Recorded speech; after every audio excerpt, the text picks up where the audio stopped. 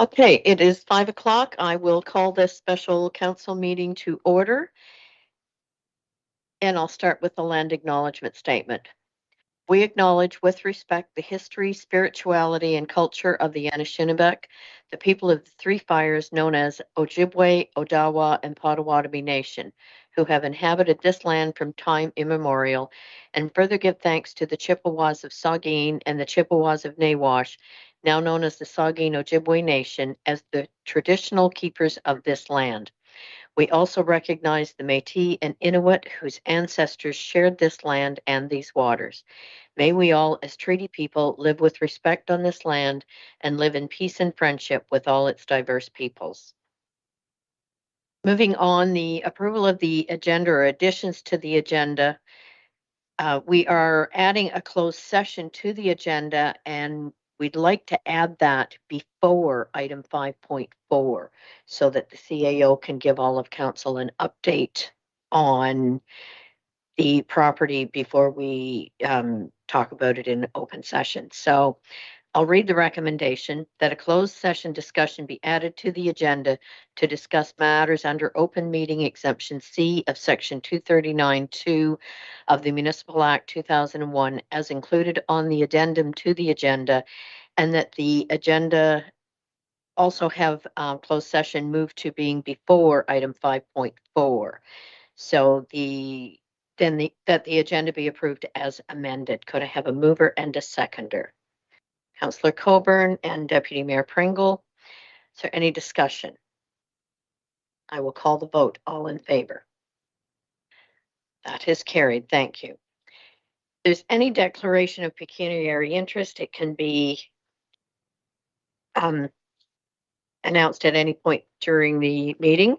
And we'll now move on to staff reports, which is 5.1. And the recommendation at first. That council receive the 2023 budget and business plan presentation, Appendix A, for information, and that council approve report FIN 2023-05 titled 2023 Budget and Business Plan Update, and that council approve the corporate initiatives as reflected in Appendix B for inclusion in the final 2023 business plan document, and that council hereby directs staff to present the 2023 sums required by law for approval, and that upon the County of Grey's adoption of their 2023 tax policy, staff are hereby directed to present the 2023 tax rates by law for approval. Could I have a mover and a seconder, please? Councillor Winters, Councillor Day, and I will turn it over to staff then for comments and presentation.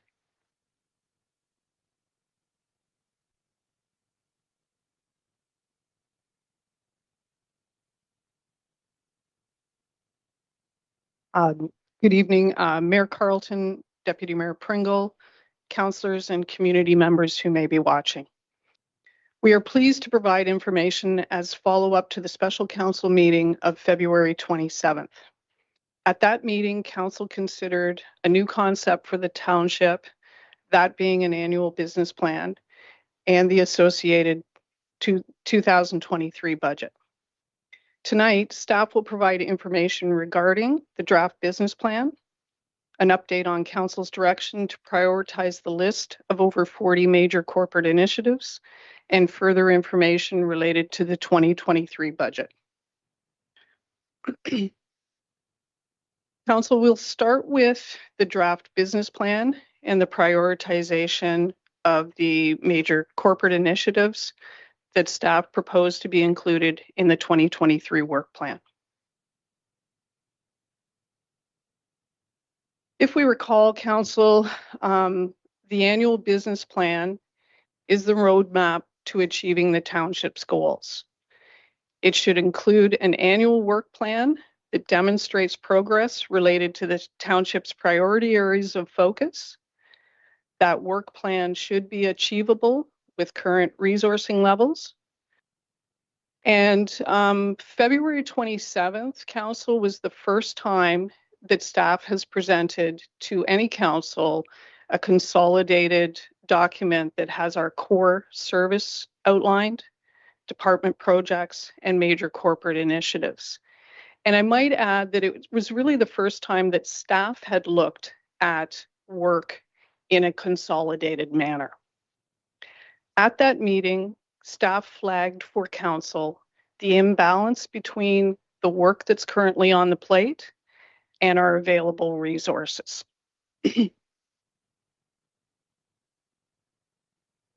Council, one of the areas that we wanted to talk to you about is what we call our resources related to human capital. So we had identified for council that most of our departments are staffed to focus on core services.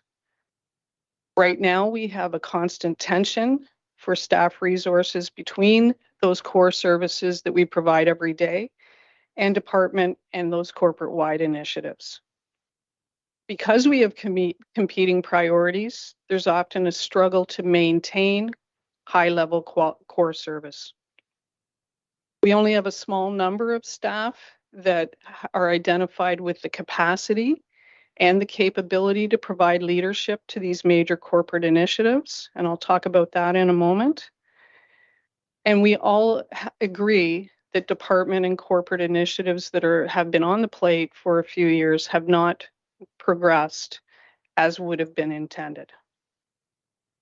And a new reality in talking to our colleagues across the municipal sector is, I think, some level of workforce instability is a new reality for a lot in the public sector.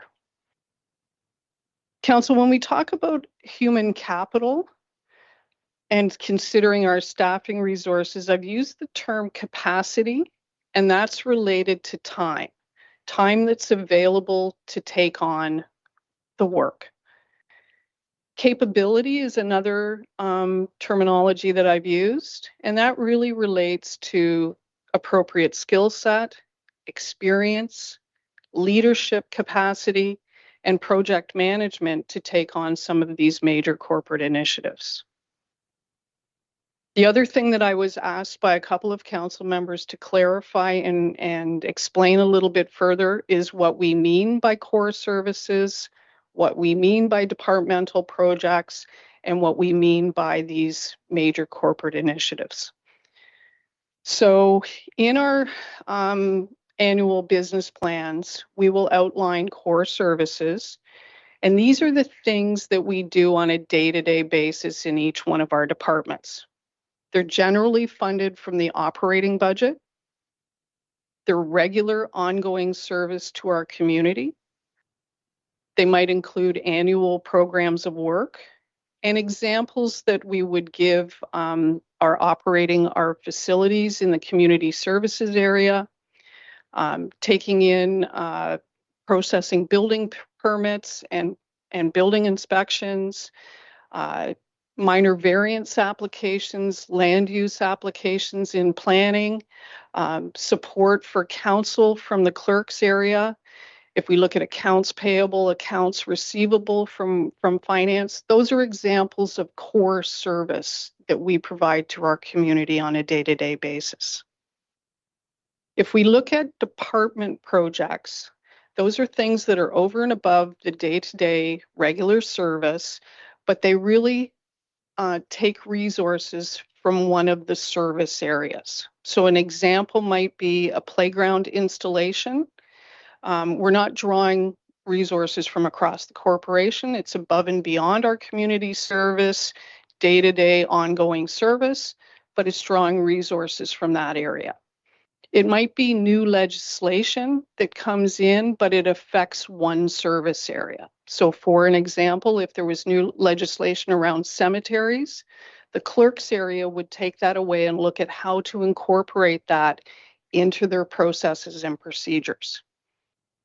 In planning, one of the things that planning intends to do is install the module for planning for cloud permit so that there are more efficient processes in planning, but we can also connect in end-to-end on an application with the building division. So those are examples of department projects that are, pardon me, over and above core service. Major corporate strategic initiatives or major initiatives. These are the major projects, studies, master plans, reviews. They might be agreements.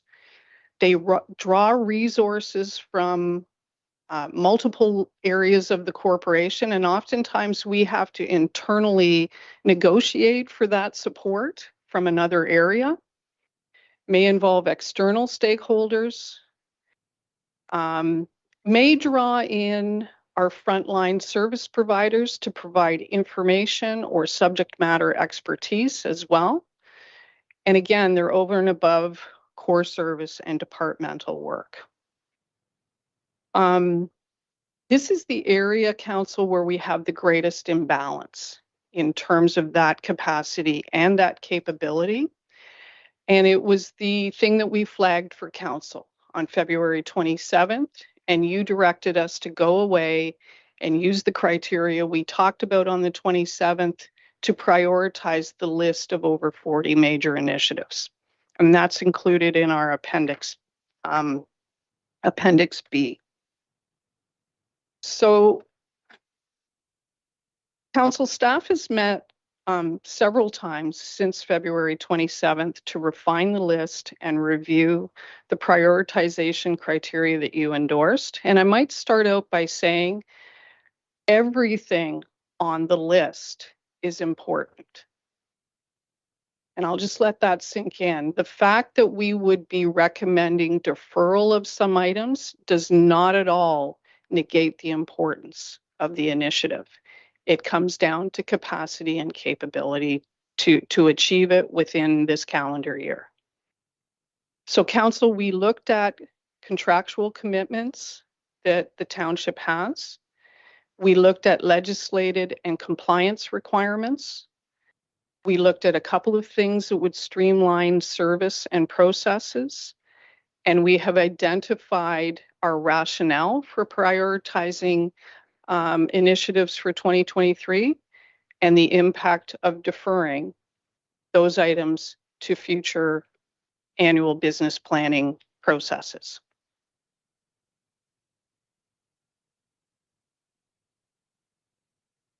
So council, what we've come up with is a proposed list for 2023 that deals with our contractual obligations, 7 of our legislated and compliance initiatives, phase 1 of our short-term accommodation review, and then 2 initiatives that streamline processes or support other work. Of note, 12 of the 17 major initiatives involve new or ongoing programs of work. And what I mean by that, and an example is short-term accommodations. That's a whole new area for the township to get into. So a whole new business line, a whole new level of service. Some of these may require additional work or follow-up work. Or there might be a requirement to incorporate new legislation into our processes and our policies. Council, I think this whole 2023 annual business planning process has been about striking balance.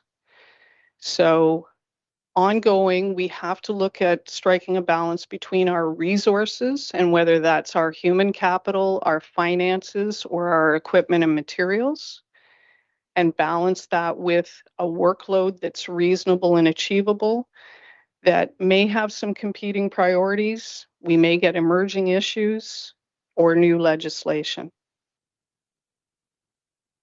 And I'd encourage us to look at human capital similarly to how we look at our finances. If we expend too many finances, we get in financial trouble.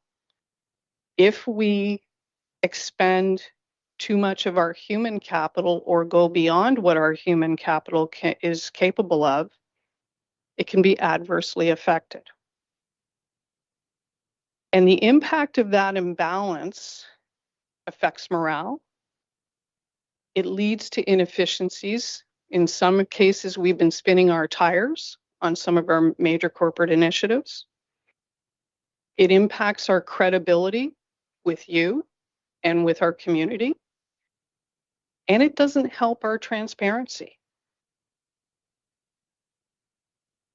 Council, we're not here saying we need lots of additional staff. What we're saying is with the staffing resources that we have, the capacity and the capability, we need to be reasonable about the expectations around the work that we can achieve in one calendar year.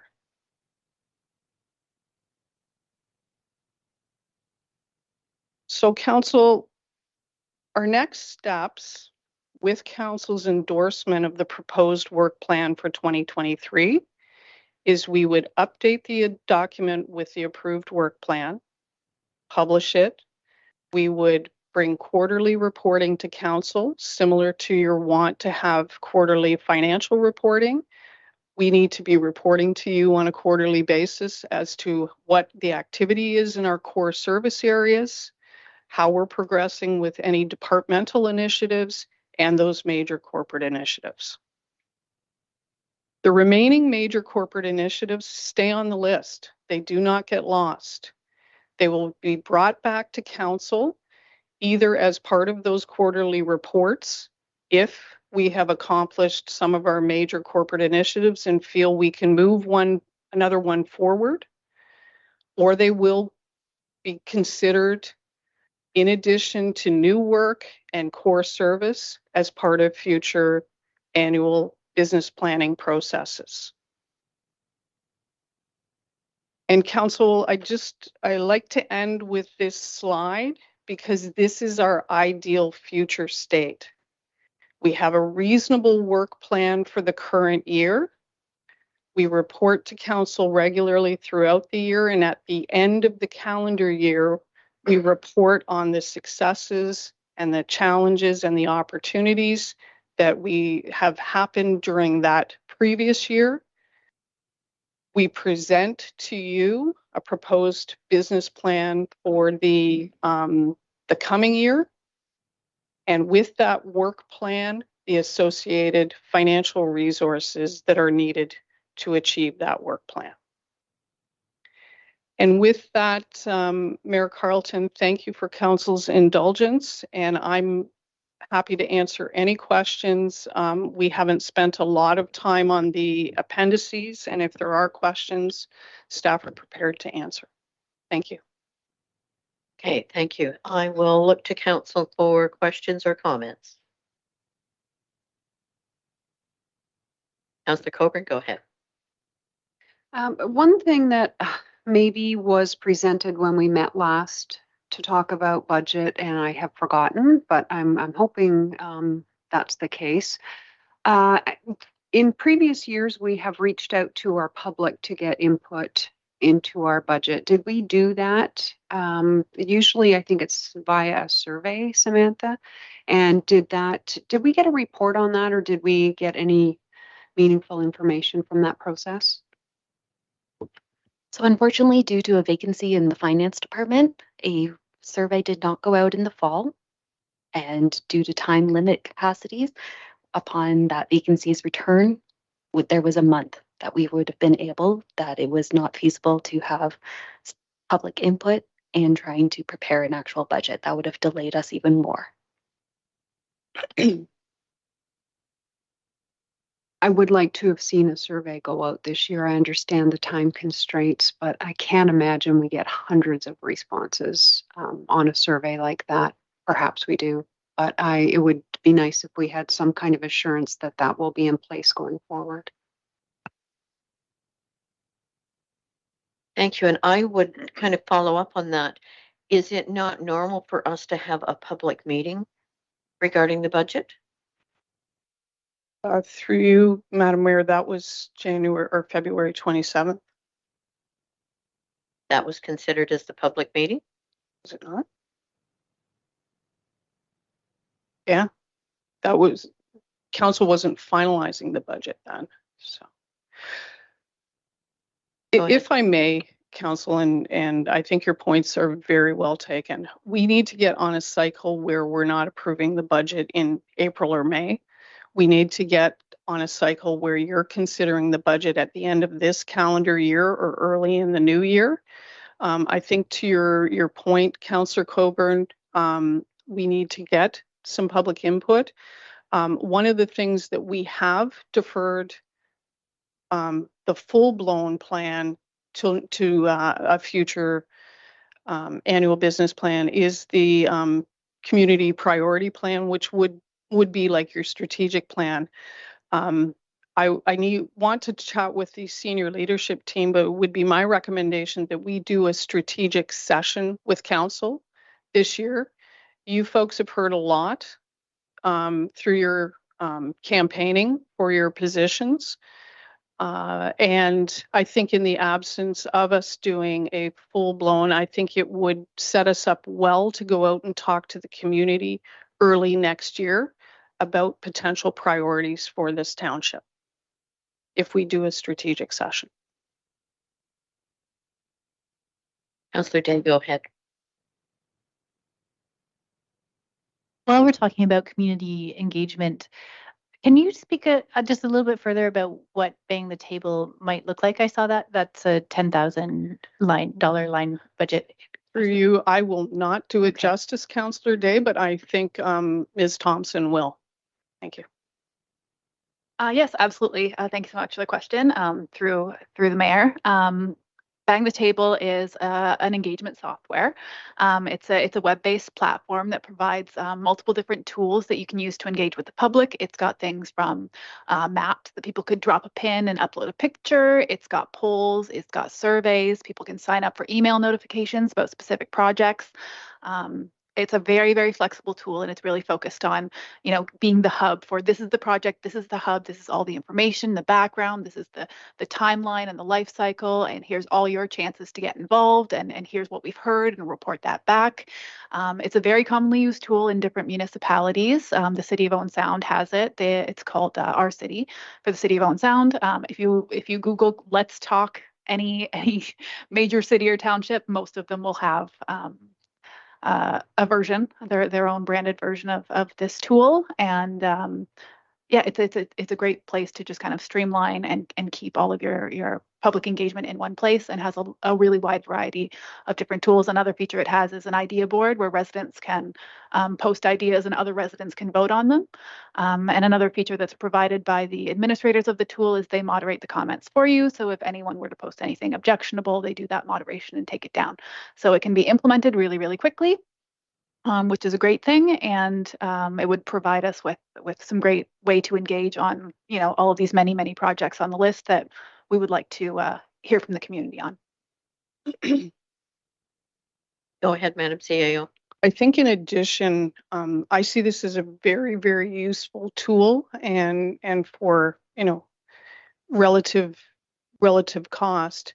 It will not be the be all and end all, though, I guess is what I was going to say, is we also understand there's folks in our community who prefer in-person engagement, who prefer other forms of engagement. This is just a really good tool for us to reach a broader audience. Go ahead. Yep. Do you feel we have the capacity? I guess it's through you to Cynthia at CAO Fletcher. Do you feel like we have the capacity to respond to the requests and feedback that we receive from the public? I'm just part of me just looks at this big long list, which I work in education, so I'm well aware of time constraints and the amount of work that can get put on somebody's plate within the public sector.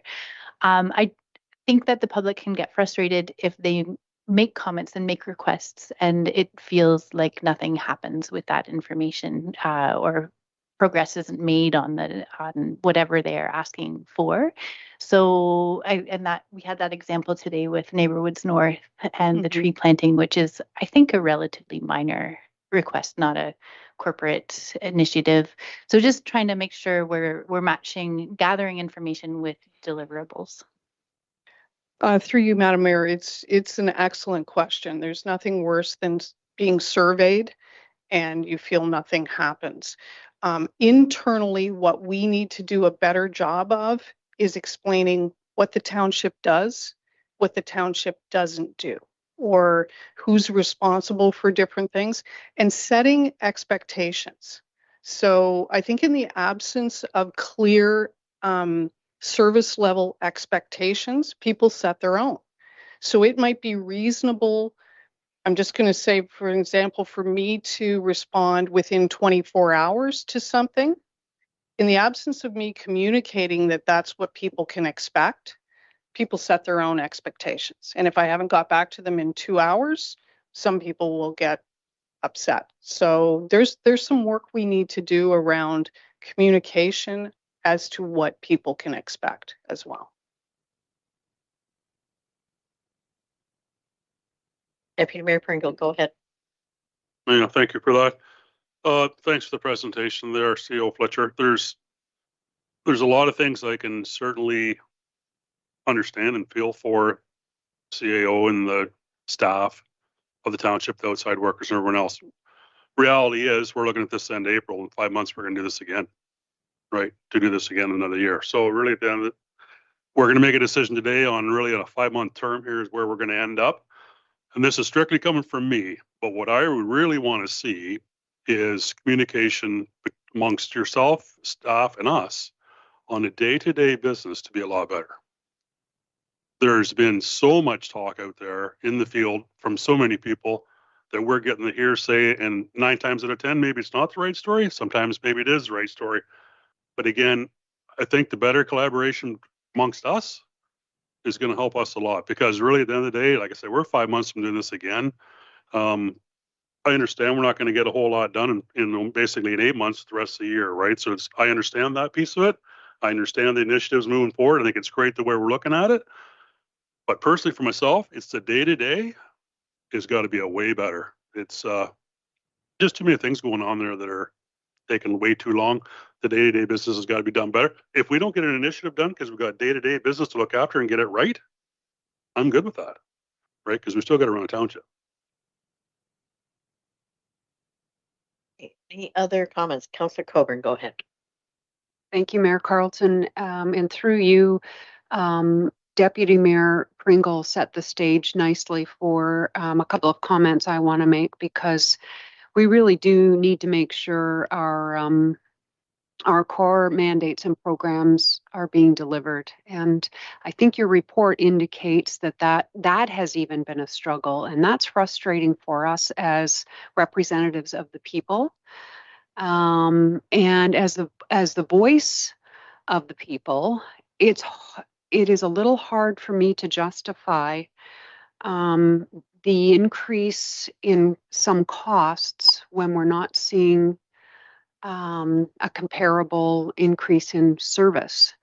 Now, my math might need to be double checked. It was hard to go back and look at previous data, but it seems to me that in 2020, the actuals for salaries and benefits, we were paying $2.85 million. And this budget is asking us to approve, I believe, $4.56 million. And if those numbers are correct, that's a 60% increase from 2020 to 2023. So if that's the case, or if it's anywhere close to being the case, like Deputy Mayor Pringle says, not only do we expect core services to be delivered efficiently and effectively, but we do expect corporate initiatives to be delivered as well.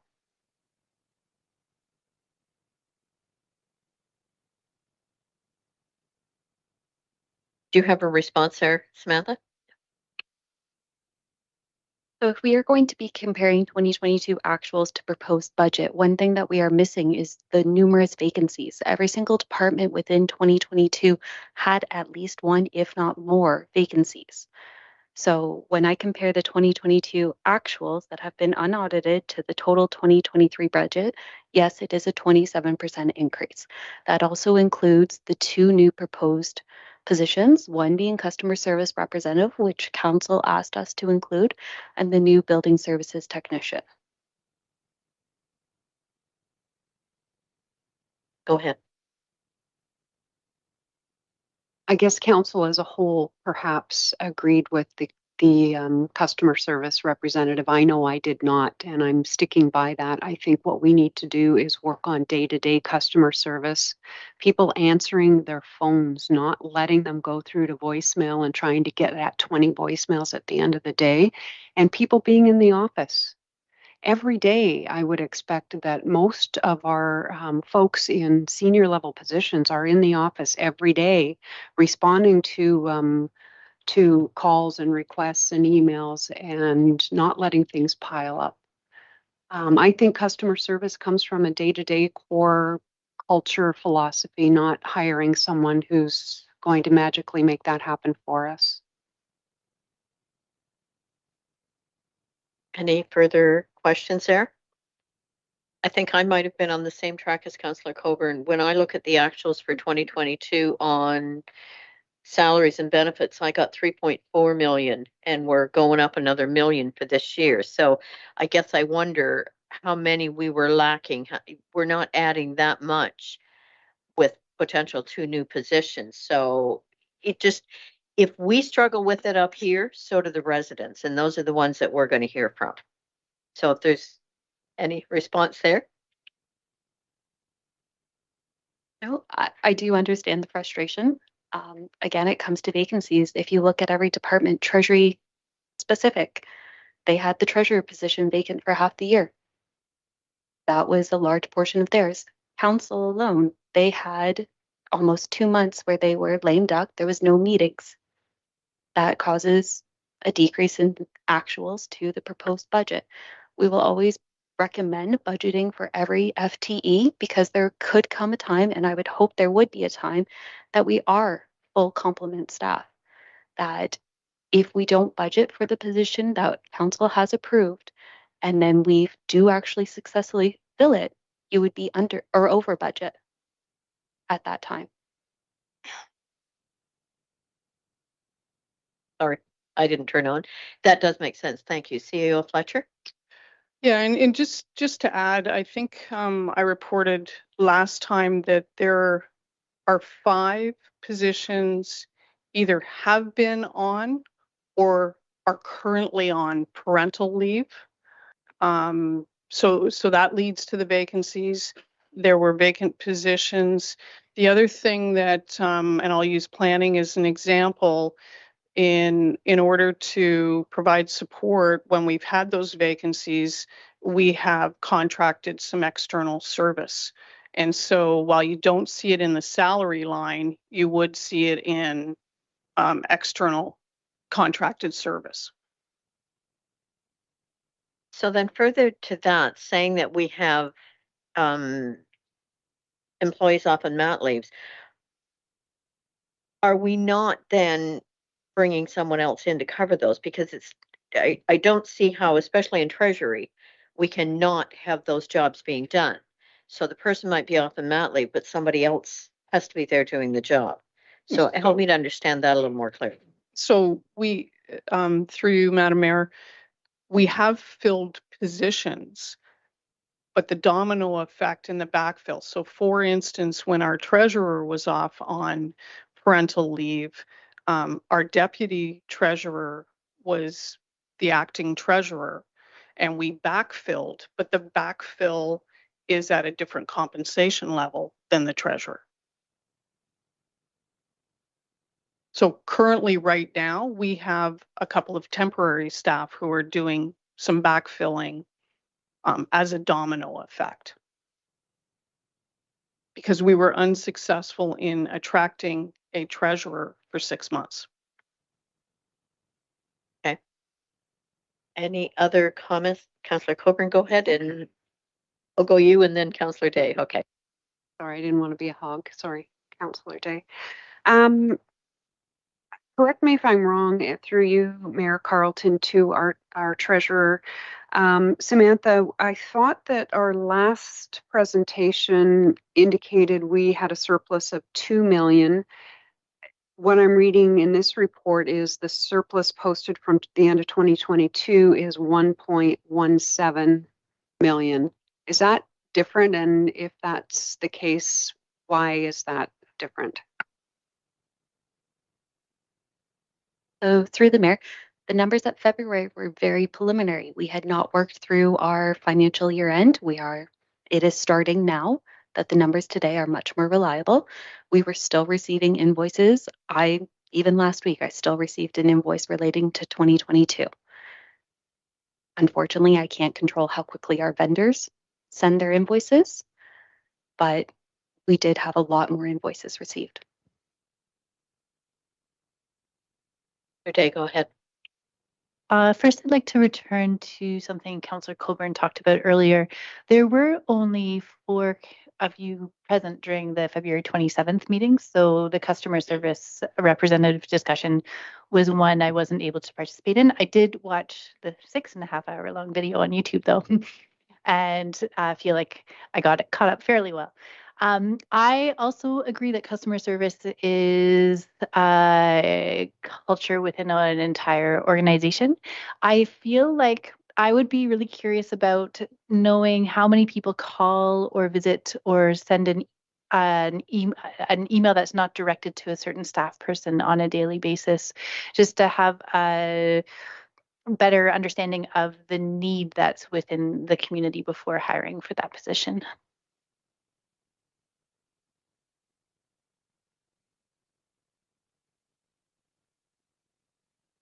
Who's going to take that one on?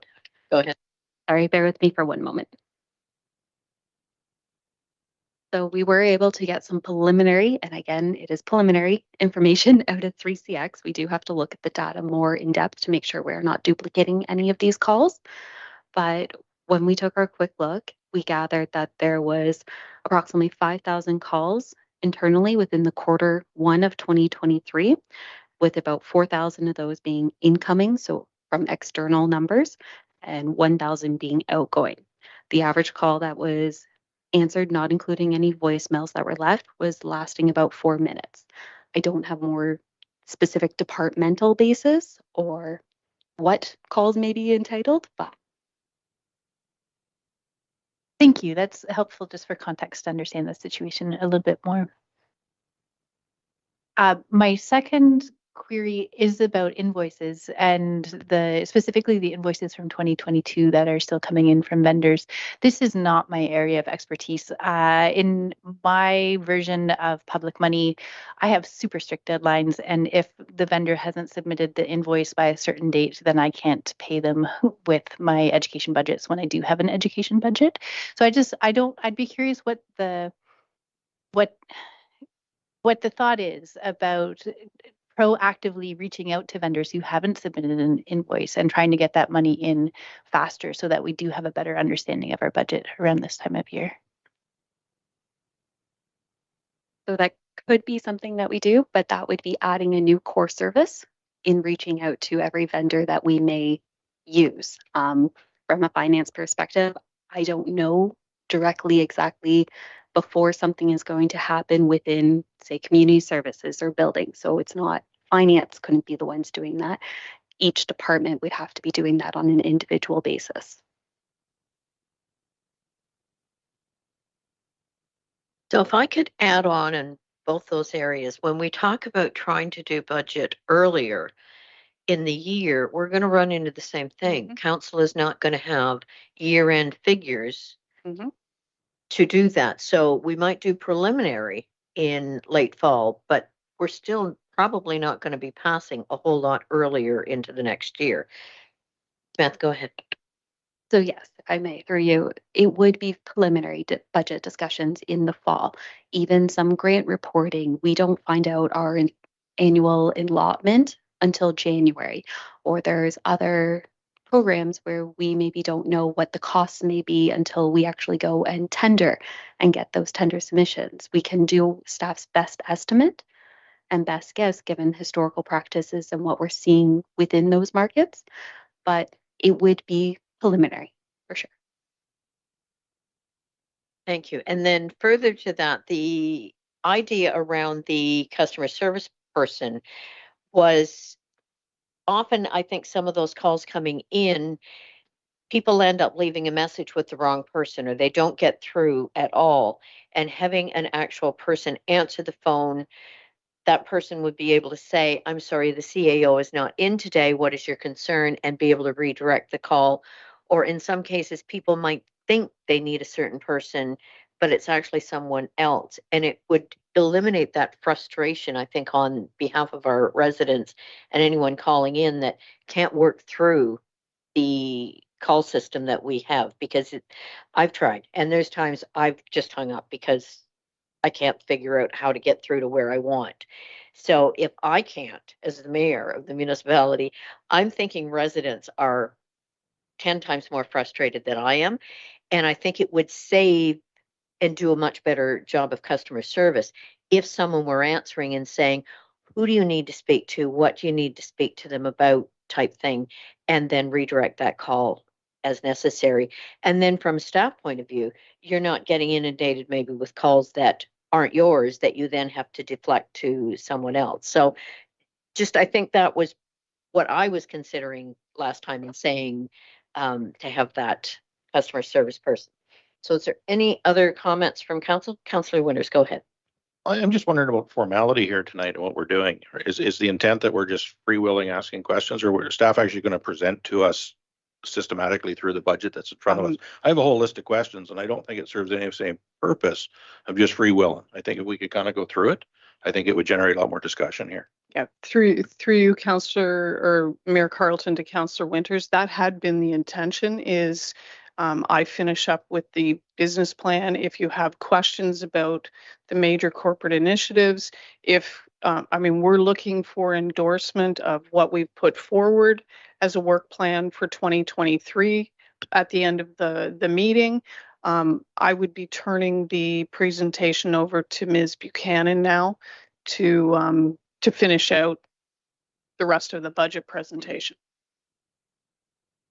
Okay, so then focusing on that preliminary business plan, are there questions there? Councillor Winters? Well, I almost think that we need to come back to that. I think we need to, we've adjusted it, we've seen the presentation, we need to absorb it, go through the rest of the budget, and then That's repeat back to that, I think is the proper way to do that. Yeah. I don't think it's fair right now to focus on that before we get into the weeds here and start to digest what's here. Yeah, through you, Mayor Carleton, it was just if there were some preliminary questions, but you are correct. We're looking at the end of the meeting to have endorsement. Thank you. Okay, so if we can move on then with the next part of the presentation.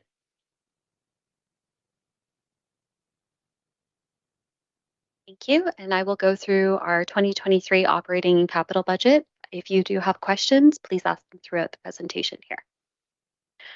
So I will start off with our preliminary timeline that we have here. We began discussions at the department level in January 2023 with the preliminary budget presentation presented on February 27th. Now we are here in April, where staff have taken the direction provided by council and made adjustments to the 2023 budget, and we are presenting those adjustments here today.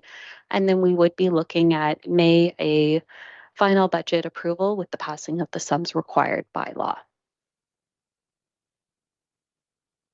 One of council's asks was to present determining the municipal tax rate with the numbers included. I understand they are very small, and I do apologize for that, but here is how those numbers are. Assessment based was $2,020,924,378. We multiply that, sorry, that should be a multiply, not a plus, by the various tax ratios, depending on what the tax class is. Those can range from 0.25 to 1.83. That then gives us our weighted assessment.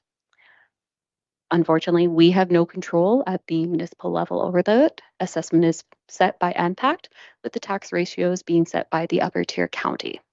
When we look at what council and staff do have input in, it is our operating expenses, our capital expenses, our revenues, which provide us with our taxes to be levied. We then take that taxes to be levied and divide it by the weighted assessment, and that gives us our residential municipal tax rate. We then take the residential and multiply it by those tax ratios to get the tax rate for each individual tax class. These numbers that are here are the same numbers that were presented on February 27th. There is a slide later on which provides the updated amount, so I won't go into that too much more detail.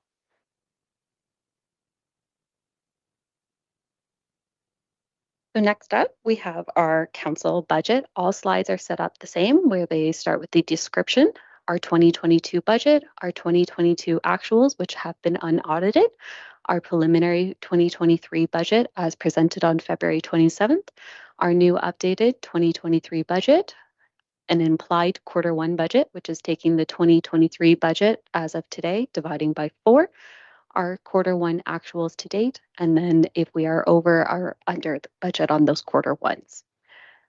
So when we look at council, you will see a budget increase in the salaries and benefits. This is due to the increase in council remuneration bylaw that was passed by council in, I believe it was March, where we moved from the 2-hour minimum to the 4-hour minimum. You will see when we are looking at 2023 implied budget to actuals, we are under budget in salaries and benefits. This is because 2023 cost of living, which as recommended in the preliminary budget was 3%, has not been processed, and it will not be processed until council approves the budget. When we are looking at 2022 amounts, salaries and benefits, as I mentioned before, there was approximately 2 months where there were no meetings due to the election, so that is why we are slightly under there. And professional development, there were only 3 members of council in 2022 that had attended any professional development seminars. I could just add something in there.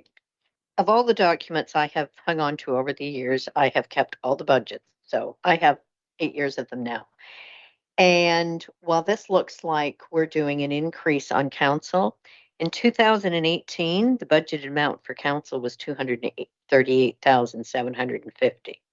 And so I think some of the decisions that were made and changes that were made took council backwards. So, and later it does show in one of the reports the increase to council. And I think that's a little inaccurate because we're really just getting back to where we used to be. So if the public's thinking council gave themselves a big raise, no, we took quite a cut for a number of years. So just my comment on that one. So carry on. No further questions related to the council budget. So next we have our corporate services budget. So when we are looking at the changes in the 2023 budget, there's the increase in salaries and benefits for the addition of the customer service representative, which was part of council's direction on February 27th. We have also found cost savings related to professional fees. This is related to the legal land claim. Looking at 2020. I do have a question about that legal land claim. So have we not been putting funds into reserves every year to cover legal costs going ahead for that? There were some, but those have been used. So how are we saving there? Are we thinking that we don't need that going forward, or? So the savings were determined because at the end of Q1, we had almost $25,000. It was $24,005 in savings. And we have not received any movement or invoices related to that legal land claim specifically. So sorry. In that case, though, do we not expect that at some point we are going to see that happening?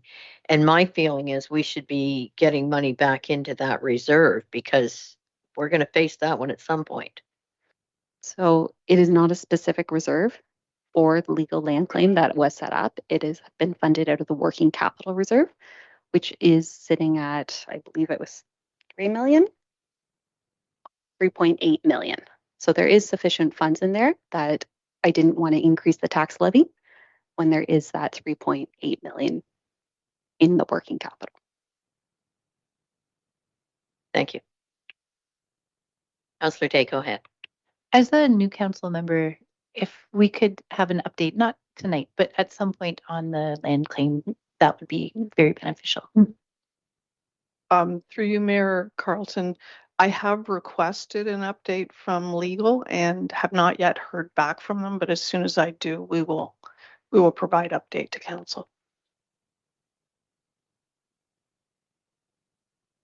Moving forward, looking at 2022 budget to actual. Again, mentioned before, salaries and benefits, it is lower. We had numerous staff vacancies. computers and equipment, 2022 was the first year where we had outsourced all of our IT. So we were trying our best to determine what that might be, and we were slightly off. The computers and equipment does also include the our annual licenses and hardware that we purchase through our third-party IT services. And we are on better track to determine what tasks will be what tasks will be completed in-house versus what will be external. So items such as we pay for every ticket that we generate with IT. So some tickets can be a quick in-house. If someone needed help resetting a password, we would pay a ticket for that and pay above and beyond the contract. So now some things we are trying to encourage staff to come and see someone else who may have that expertise within. When we look at materials and supplies, these will fluctuate year to year. It depends on what materials are needed each year. There was nothing specific that we bought one specific item that resulted in the large increase. It was a combination of numerous, mostly office supplies, that we just had to purchase more paper or whatever the item may be throughout the year. When we are looking at professional fees, again, these will fluctuate year to year. It is dependent on what legal advice we may need to obtain each year. We did have some progression on the legal land claim, but the file is still not complete, and we had expected it to move along quicker last year than it actually had, which was resulting in some of the variance. When we are looking at insurance, there was a new cyber insurance requirement in 2022. It is not expected to have that one-time initiation again. We will still have cyber insurance though.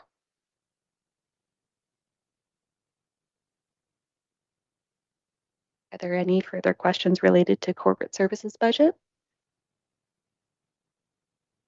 Deputy Mayor Pringle, go ahead. Yeah, thank you. I was kind of curious on that insurance one there. So is it something new that we pay now first quarter for all of our insurance? So we have always paid for it on January 1st. Sometimes we even have paid for it in December for the next year. I didn't have the premium breakdown when we're looking at the 2023. I do have that now. So in quarter two, we will be allocating that out to the various departments. Yep. And speaking of insurance, we are arranging for our insurance provider to come and speak to council. It will likely occur in June. And just before you go ahead, Councillor Thompson, I cannot see you at all. So if you have any questions, would you please just speak up? Will do. Sorry about that. I can see all you guys and I can see myself on the screen. Maybe my camera's not working. No, I think it's just because the presentation is up on the screen here, so that's why we can't see you. Gotcha. Thank you. Thank you.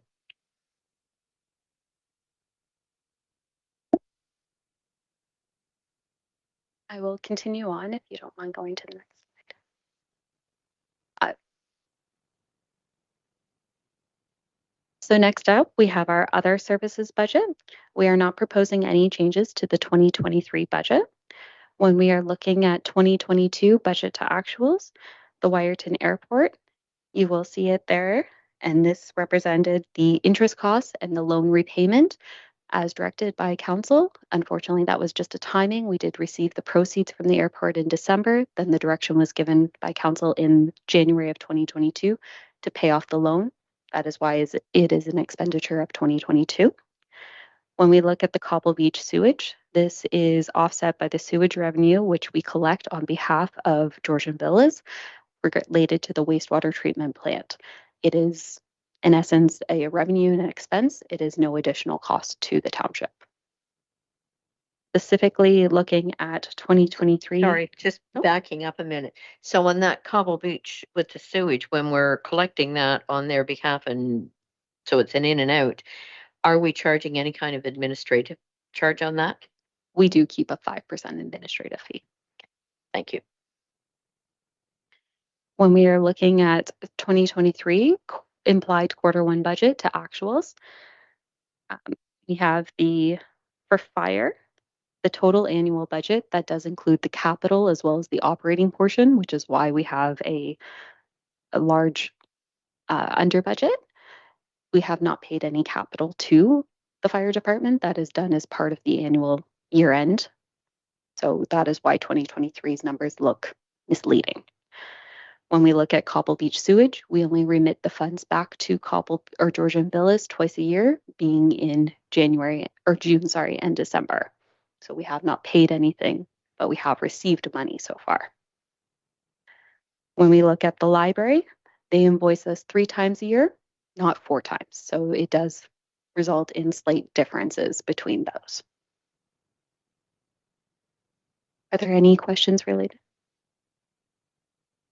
Councillor Day, go ahead. Question for council. Have we ever considered funding the Grace Auble Conservation Authority more for some of their optional programs like farm stewardship, specifically like farm stewardship, which is something that would tie in with our community climate action plan and maybe streamline and work with our partners to get some of the work done that we would like to get done? Not necessarily for this budget, and I don't want to take us off track. I just wanted to introduce that idea at some point in time.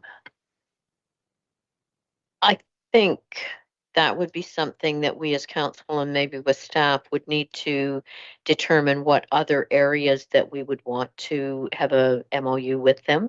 And then we would have to talk to them to find out costs. But I don't see that that's something we can't do.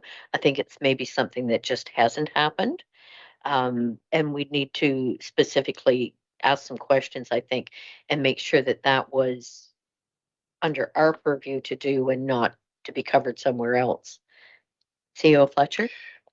Thank you, Mayor Carlton. And I think if you recall, Grace Auble did a recent presentation to council with a lot of the changes to their Conservation Act and what they're able to provide and not provide.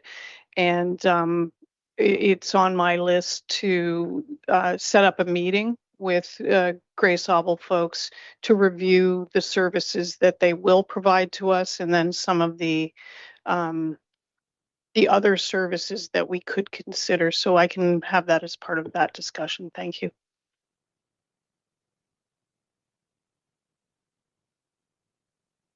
If there are no other questions related to the other, I will continue on.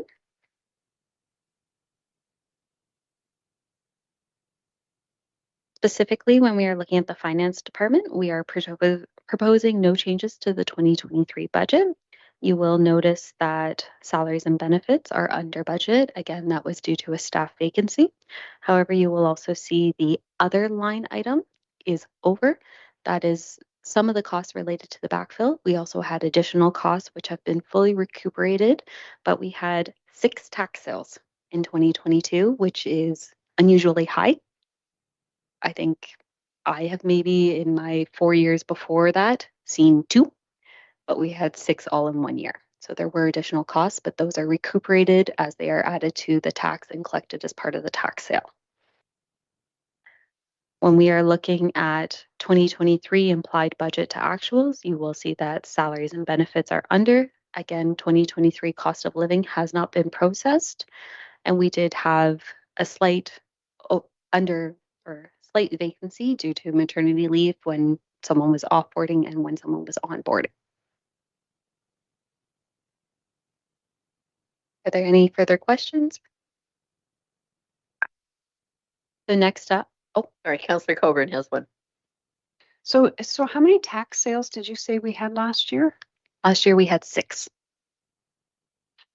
So in the past, I recall meeting with finance over tax sales while you were looking at bids and so on, and we were part of that process, but I don't remember doing that at all last year. Am I thinking of something entirely different, Sam? So I'm not quite sure. All of our tax sales, we do have to open the tender documents live. So they were all live streamed. There was one that occurred in March, and then the other 5 occurred in June. Okay. I had asked our CAO about one in particular recently, and so maybe I'll connect with you later rather than identify that particular property. It's just, I find it odd that we weren't maybe more in the know about those ones, because one of them was particularly contentious for a while in terms of what needed to be done before we put it up for sale. So maybe it's not one of the ones that's included.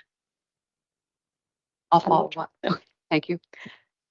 At this time, we do not have any advertised for tax sale. So I would just kind of follow up on that though. When those are being live streamed or when you know that you're doing one, is that something that council should be made aware of so that we at least could So, watch those proceeds and know what's going on? so Sorry, go ahead. no, unfortunately, the township does have to remain unbiased. So we cannot advertise with residents or go out to a specific resident. We did post publicly. It was in the newspapers on Sun Times and the Wyerton Echo. We did have it on our website as well, that they were all being lived. I can't comment on the direction that was given to council or the notice that was given to council. I thought I had sent an email, but we're also talking 6 months ago, upwards of a year ago for the first one. So I guess I'm just speaking in terms of when you're opening those bids. So there wouldn't be any bias shown or anything at that point. So I think what you're referring to is the process that leads up to getting the bid. What I'm saying is at the time that the bids are being opened, if council could be aware of that as something that we could be watching, not participating in any way, but it might be nice if we could have that opportunity to at least know that it's happening. Nope, that is fair. We are required to open them as soon as they close. So Yeah. So Councillor Coburn, go ahead. Did you want to respond? Thank you, Councillor Coburn. I think what I'm hearing is you just want notification. Just so that we can be aware of this is happening. So if it's something that's live streamed, if we've got the time and can go ahead and watch it just for our own information, I think that in my mind, I wouldn't mind being aware of some things like that. Councillor Coburn, did you have something else to add there? No, I agree entirely with you, Mayor Carlton. And this one particular property I'm referring to, I had asked a staff member, how do we get alerts that these tax sales are coming up? And that was to be done through, there was an IT way of getting alerts, which I did because I was curious about this property, given that it had caused us some gray hairs, and never did get an alert. So if folks think they're getting alerts from using our website, they're not, or at least I didn't. So that might be, I don't know if you're familiar with that process. That's what I was advised of, that you could get alerts. Mayor Carlton, if you can leave that with our treasurer and myself, we'll follow up and respond back to council with the process. Certainly. Go ahead. So looking at our cemeteries budget, we are proposing no changes to the 2023 budget. When we are looking at 2022's budget to actual, you will see that Boyd Cemetery was under budget. We had less openings and closings than we had originally anticipated. So, and our service contract, we pay based on openings and closings. Are there any further questions related to the cemetery? The winners, go ahead. Just for you, Your Honor, on one of the previous slides, we had seen reference to the Hamilton Cemetery coming back. Is that a 2023? Is that something that should show up on this slide? So Hamilton Cemetery, this would be the assumption of it. We are still in preliminary phases. We have been consulting with legal related to that. In essence, it is an abandoned cemetery that the township is being told we are to assume. We have no indicators of when that assumption would take place and what remedial work would be needed. So right now we have included some within the general maintenance cemetery. I believe it was $5,000 was included in the 2023 budget related to the assumption. But again, that is preliminary and there may be more to come. More cemeteries or more information? combination. Well, maybe a combination, unfortunately. Can't comment on if there's more cemeteries, but we're still in the preliminary. We don't know when it will be assumed. So in the event that the expenditures are to be over the 5,000, there would be an additional staff report to advise council of any of those. Okay, thank you. That answer your question? Okay. Carry on then. So next up, we have our planning budget. When we are looking at the 2023 budget, we are proposing decreasing the professional development to be $3,000 per approved FTE. And when we are looking at 2022 budget to actual, you will see an increase in other.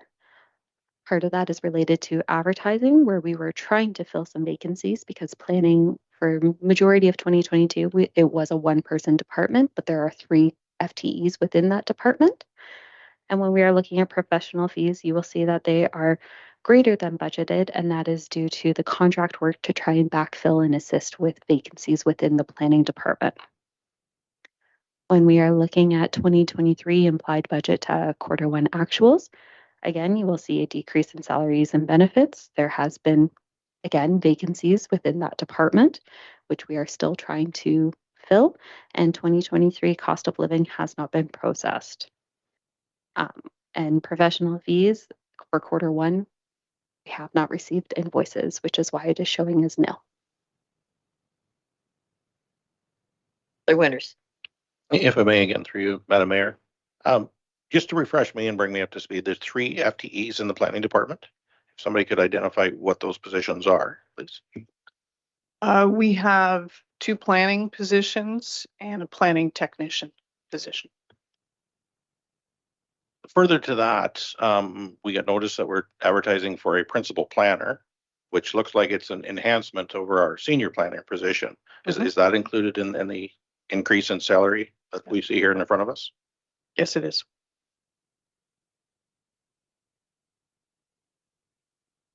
I just have to say, as a council, and I'm trying to be good about my previous experience, I find things like that, I guess upsetting is the word that I look at, that I think an enhancement like that should come to council. And when we kind of hear about it on the second hand, I get a little alarmed at that. I'm not saying we don't need it, but I just think that that's information that we probably should have had before it was advertised. Councillor Coburn. So I would, through you, Mayor Carlton, just echo those remarks. If I'm out of line, apologies, but I wonder if we might have as council considered the possibility of doing more outsourcing of our planning to the county to try to reduce our costs in that way as well. And perhaps the advice we would have gotten from our CAO was not to do so, but it would have been nice to at least have had that discussion. CAO Fletcher.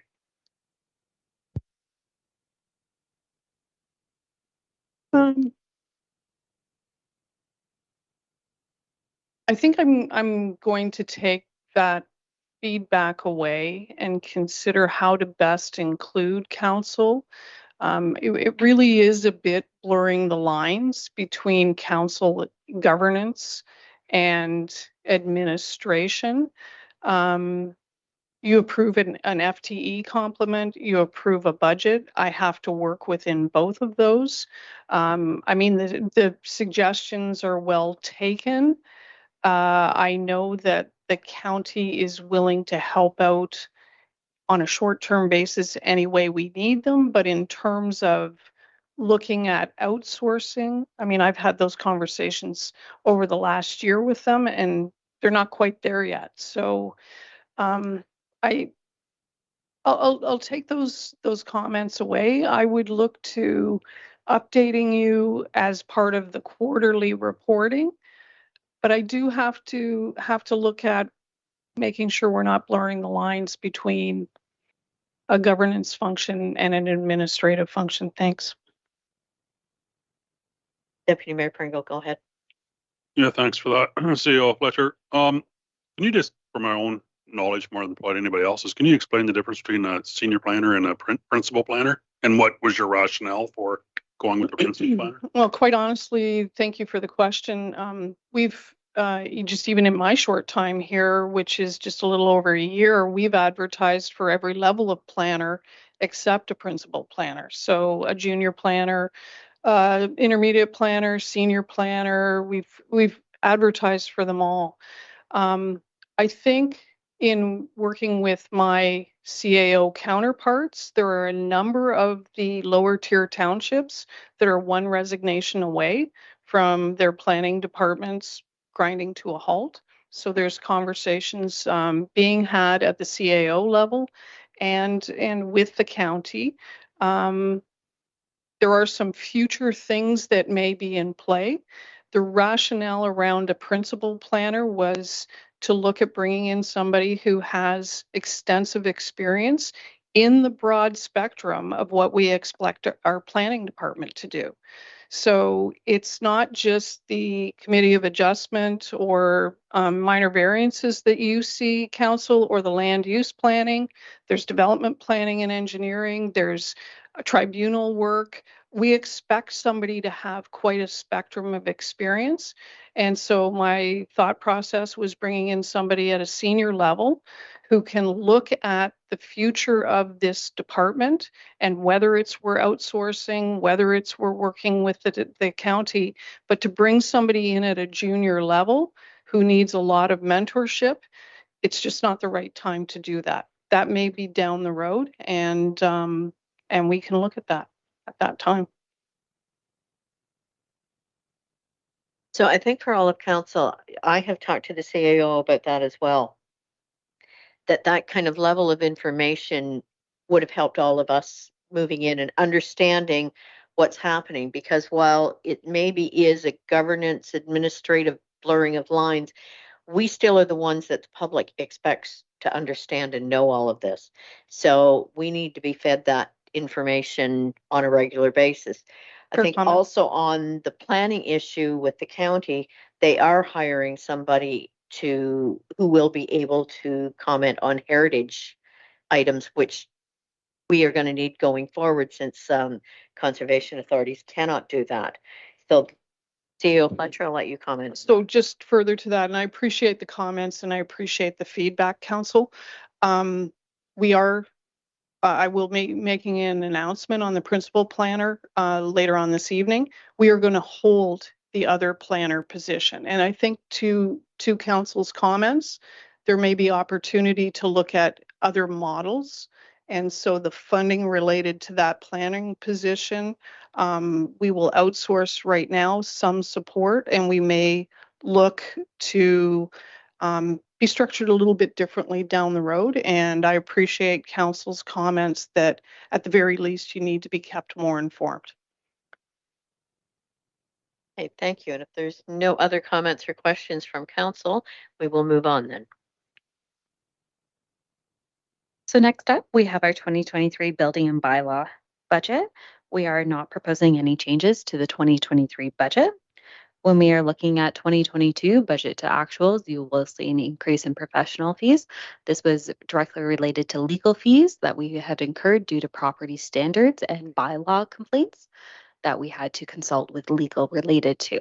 Some of these costs have been recuperated from the identified properties. When we are looking at vehicle, unfortunately, fuel costs were higher than expected, which attributed to part of that increase. As well, one of the vehicles did need new tires purchased, which is the other part of the increase. When we are looking at the other, that is related to property standards and the initiatives that were required to remediate a property that had went through.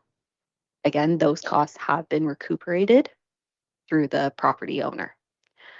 When we are looking at 2023 implied budget to actuals, 2023 COLA has not been processed, and during Q1, we had approximately 1.5 vacant FTEs, the one being building services technician, and half is because our superintendent is, in essence, pulling double duty between building and bylaw and infrastructure.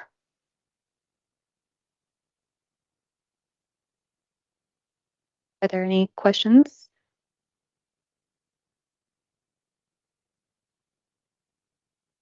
Next up, we have our infrastructure budget. With looking at the 2023 budget, We are proposing a budget decrease in road maintenance. This was due to cost savings that staff had found related to post and cable. We are proposing an increase to the drainage. This is to help address ongoing drainage issues throughout the township. And we are proposing an increase in winter control due to costs increase related to winter control materials, that being the sand and salt. We had, I think it was our budget was 130,000, and then we had approximately 290,000 related to materials specific to winter control.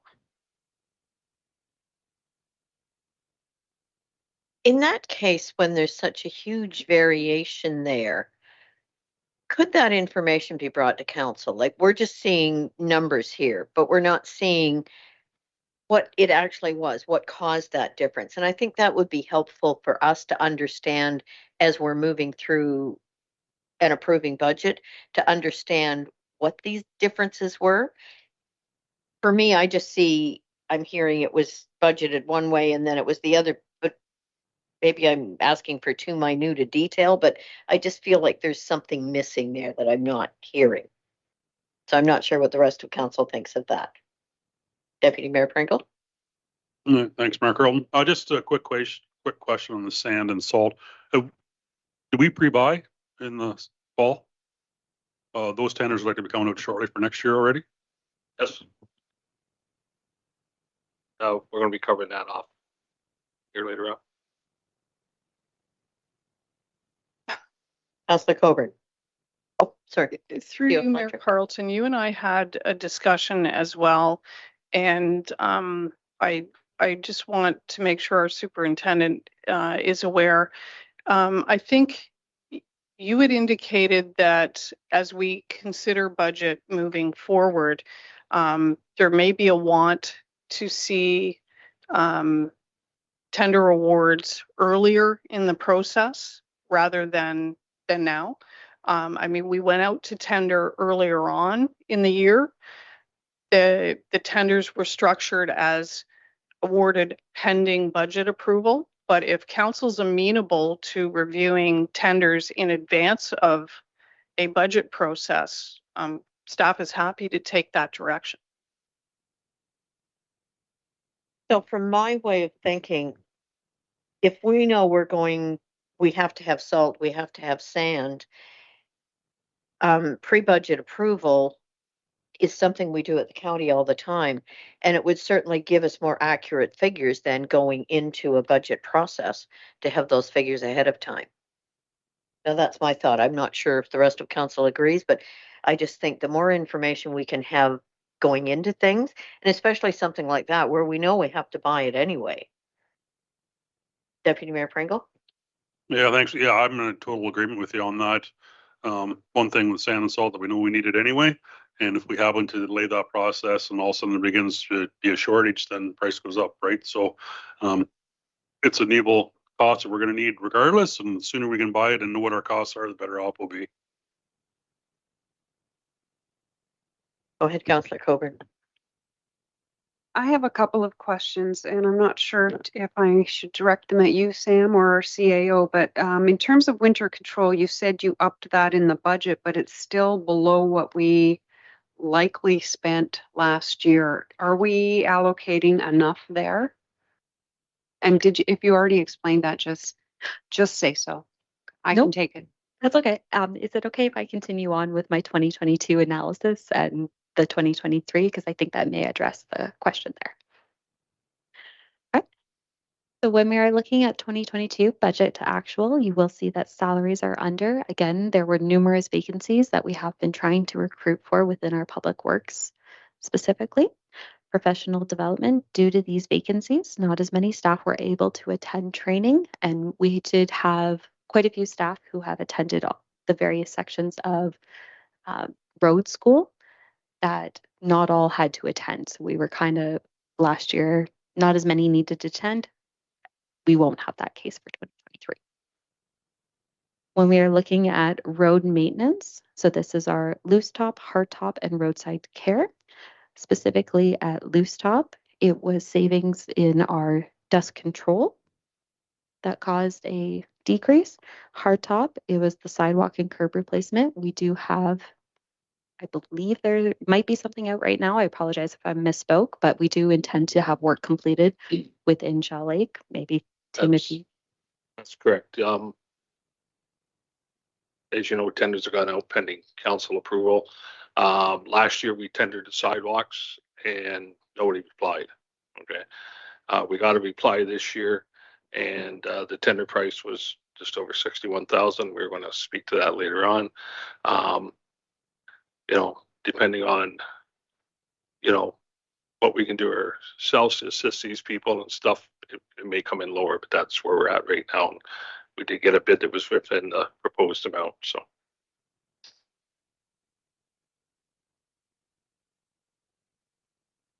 And related to roadside care, post and cable and steel beam, we unfortunately were a little later in the season when we looked at those, so the costs were exorbitant. We are planning and intending to do that work a little earlier this year to have it reviewed. When we are looking at drainage, staff, we continue to try and address the drainage concerns throughout the township, but due to some staff vacancies, we were unable to complete all the work we had intended within 2022. I believe we currently have one vacancy, so we're hoping that we will be able to address more drainage concerns within the township.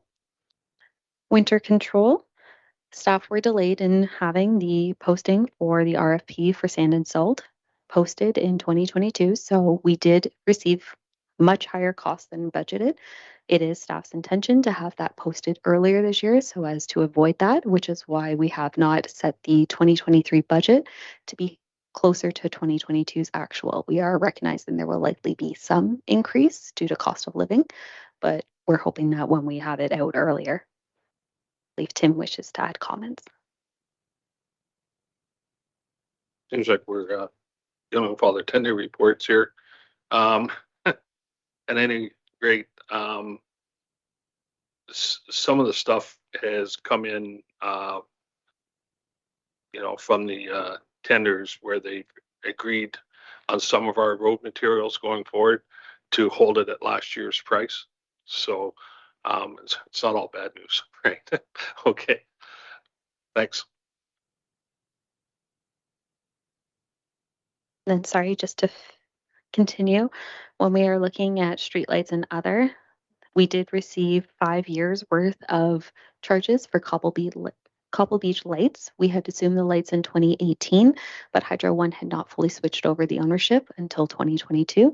So this was back charges for those years where Cobble Beach was still paying, but they were owned by the township. When we are looking at 2023 and Q1 implied budget to actuals, you will see that it was below budget for salaries and benefits. The new rates based on the 2022-2025 collective agreement at the end of Q1 had not been paid yet, and they were averaging 2 to 3 vacancies within Q1. Now being in Q2, we have processed those cost of living increases for our public works staff and those who are affected by the union agreement. When we are looking at professional development, it is normal to have lower professional development within Q1 because many of these individuals' time are specified and working on winter control. They're not attending training. Road school does occur, I believe it's June or July. I may have the month wrong, but we will be having some attend there and we will be paying for that at the time. Materials and supplies. Unfortunately, this is something where it does fluctuate depending on what we are doing. Many of the materials and supplies costs are more so related to our summer activities. So at the end of Q1, it is typical to have it below. Staff will continue to monitor that. Insurance, again, we need to allocate out the premiums, but overall insurance is within budget. Road maintenance, these programs being the loose top, hard top, and roadside care, we can't really do that in the winter months, which is what Q1 is. So we will be under budget then. Winter control, this is the majority of what Q1 work is completed. So it is expected to be over budget as we progress through the year. It will move back on side, I guess is the best term. Those were my comments. Are there any questions related to the infrastructure budget? Councillor Winters, go ahead. Sorry, I maybe missed it, but the drainage item, line item up there, what exactly does that all include? And my question really is going to be, what did we pay last year for the Kemble drainage work and the emergency work? Because I don't think that's reflected in that line, correct? What we have received invoices for is in there. That's our ditching, our culvert purchasing, and that is all of Kemble that's in there as well. Just seems suspiciously close to what we budgeted for. A little higher, but Through you, Madam Mayor, and I may have to follow up on that question. I believe there was an allocation from the working capital reserve for affecting the full ditching in Kemble.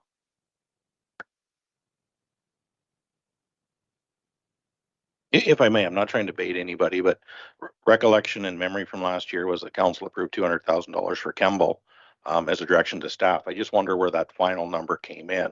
Was it 200? Was it under? Was it over that?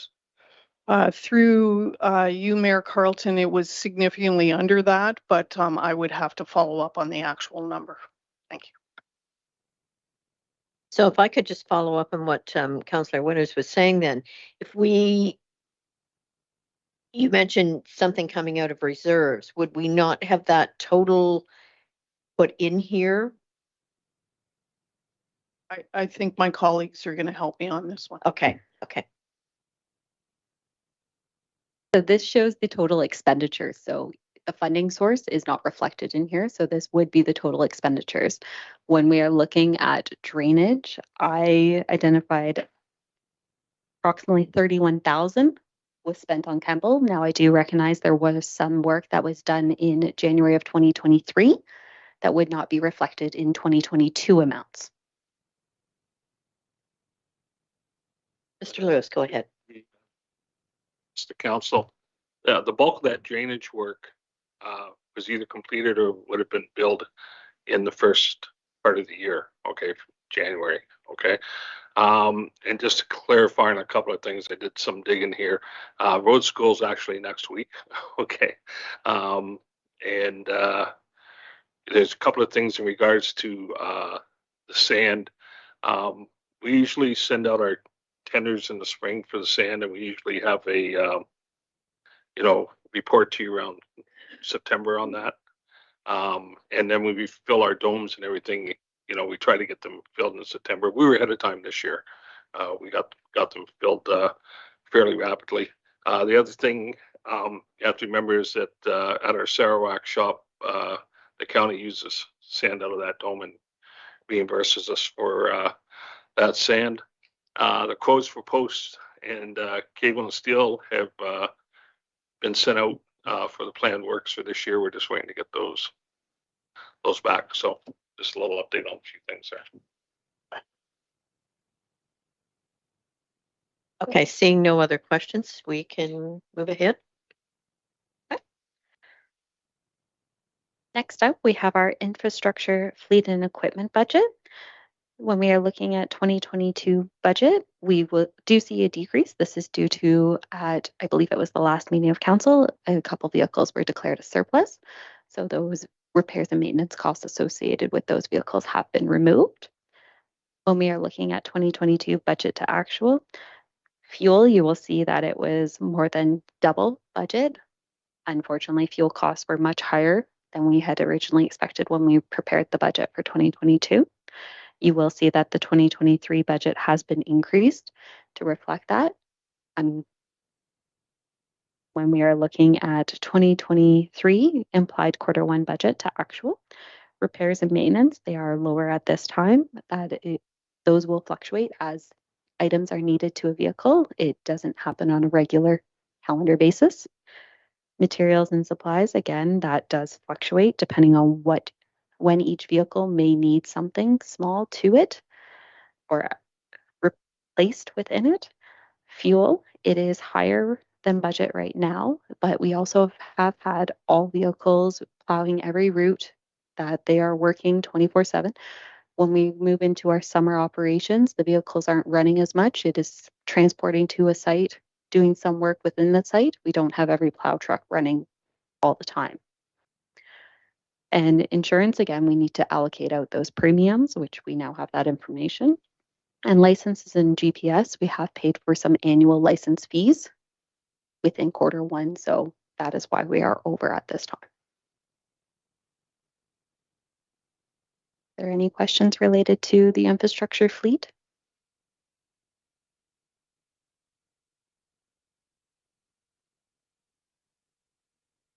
Next up, we have our community services budget. We have proposed increases to professional development to be $2,500 per approved FTE. When we are looking at 2022 budget to actual, you will see that in this department, salaries and benefits are shown as over. That is because the realignment of a director position, the budget was included in corporate services, but actuals when the department head was onboarded have been included within this department. When we are looking at materials and supplies, these line item included the $50,000 related to climate action. Actual costs incurred were only approximately $29,000. The difference has been put in reserves for future climate action initiatives. When we are looking at the Katie Arena, this was the Georgian Bluffs portion of the 2022 deficit. Council had provided previously direction to the staff to prepare a report regarding the existing agreement. That report is still ongoing, and will be presenting something. I can't provide a timeline as to when. And then when we're looking at garbage and recycling, the overage of $44,000 relates to public sector accounting standards adjustment, which it's not necessarily an expenditure, an outsource of funds. It's an accounting adjustment that is required due to being a municipality. When we are looking at 2023 implied budget to actuals, we are under for salaries and benefits. For our non-union staff, 2023 COLA has not yet been processed. For our union staff, the 2022-2025 collective agreement new rates had not yet been processed. Again, those have been done in Q2 now. Materials and supplies is decrease or under budget is due to the seasonality of our parks, that many of those expenditures are related. And again, it does include the climate action initiatives, which not much has occurred within Q1. Katie Arena, we only receive one invoice at the end of the year, which is why there have been no expenditures at the end of Q1. And garbage and recycling, we need to allocate out the annual insurance premium. So it is a timing difference. So just a question on Katie Arena. If we were billed $98,000 for our share of that last year, why are we staying at $60,000? Through you, Madam Mayor, thank you for the question. Staff will be meeting with Chatsworth to understand the future of the Katie Arena and bringing back that report as directed by Council, hopefully this year. There were additional costs that were incurred in the 2022 year. I understand they needed to do some compressor work, which was urgent and unanticipated, which has driven up the increase that we saw build back for the 2022. Mayor Pringle, go ahead. Yeah, thank you for that. Going back to the Katie Arena there too, is 98,000 kind of the normal number that we pay them in a year, or is that higher than expected? Through you, Madam Chair, thank you for the question, Deputy Mayor Pringle.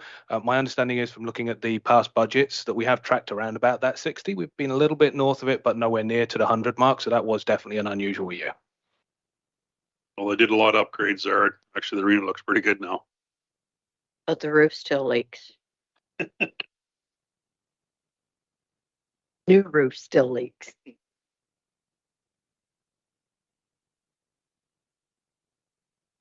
Are there any further questions related to the community services budget?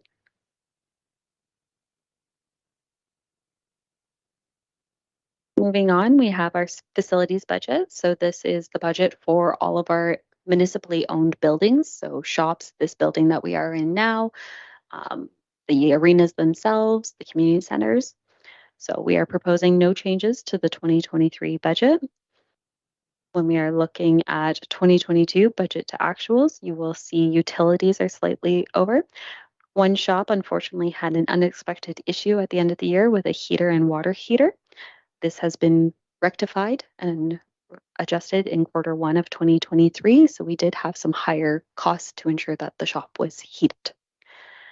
When we are looking at communications, there was a reallocation of actuals due to the municipal building internet. The budget had previously in 2022 been included in the corporate services, with actuals recorded at the actual facility level. When we are looking at repairs and maintenance, you will see that it is over. ARC compressor number 2 at the Chalet Community Center required a rebuild. It didn't extend the useful life of the unit, so therefore it was not capitalized. When we are looking at Q1 implied budget to actual for 2023, insurance, again, we need to allocate out those premiums, and repairs and maintenance, it is normal to fluctuate depending on when needs arise.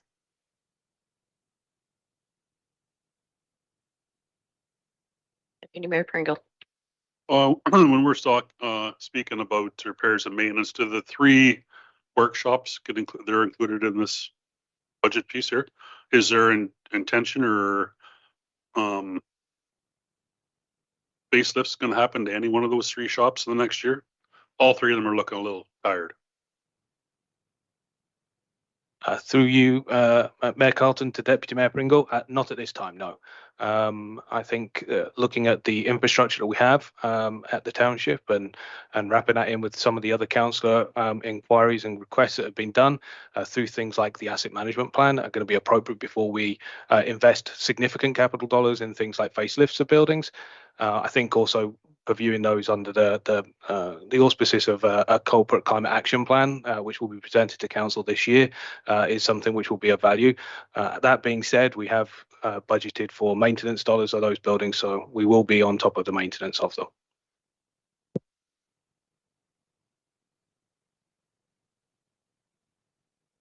Okay, carry on. Sorry, just one moment.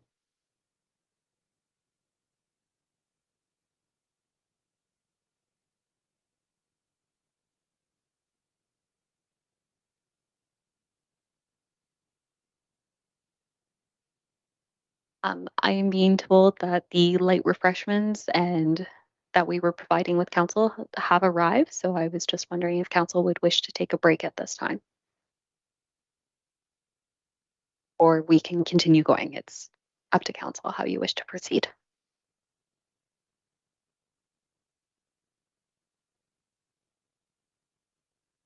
So do we want to take a 10, 15-minute break now and come back? Okay, and so if we finish that and then take a break? Okay, that sounds good. So I will continue with our 2023 initiative. So this is referred to as our capital budget. We have adjusted these slightly to align better with our business plan. And in the office of the CAO, we will have short-term accommodations, which was previously approved by council. Fire master plan, this will be the preliminary steps related to it. It will not be the full-blown exercise of it. The 75,000, that does reflect the full cost that we are anticipating though, and it will be funded from reserves, so it has no impact on the tax levy. Cobble Beach sewer extension studies, these are the preliminary studies, 50,000 funded from reserves. Within corporate services, we have the Oxiden Columbarium, which is 40,000. Sorry, can I just stop there? I thought on the Cobble Beach sewer extension studies that part of that would have been done already. I'm kind of looking at Councillor Winters. Then I'll ask my question and maybe we'll both be there. I was going to ask for clarity on that as well, because there was an agreement that municipality had to extend the sewer line through Cobble Beach to the Sarawak Church Road. And that was to be done prior to COVID, I believe at the end of 2020, prior to 2021. So when I see that, I'm alarmed, and I want to know really where we're at with that sewer extension. Because at the time the municipality was going to front all the construction costs to get it to the road, so the developer of a proposed subdivision had it at his accessible to his needs. And then as Cobble Beach developed, they would repay back to the municipality, was the original agreement. So I don't know that we need any studies to get that sewer line out of Cobble, but if we're going to extend it any farther, then I'm assuming that's what that means. So thank you. That was somewhat what I was thinking, but all of that was already in place. So I was questioning why we were doing more studies. So CAO Fletcher? Yeah, and thank you for the question. And through you, Mayor Carlton, this has been a bit of a moving target, and it's one of the areas that we need to grab a hold of and do a good summary for council on the master servicing plan on the east side of the city, the Cobble Beach extension. I have a commitment to meeting with the consultant and then meeting with the 3 developers who are on the east side of the city. So most of the master servicing plan is finished.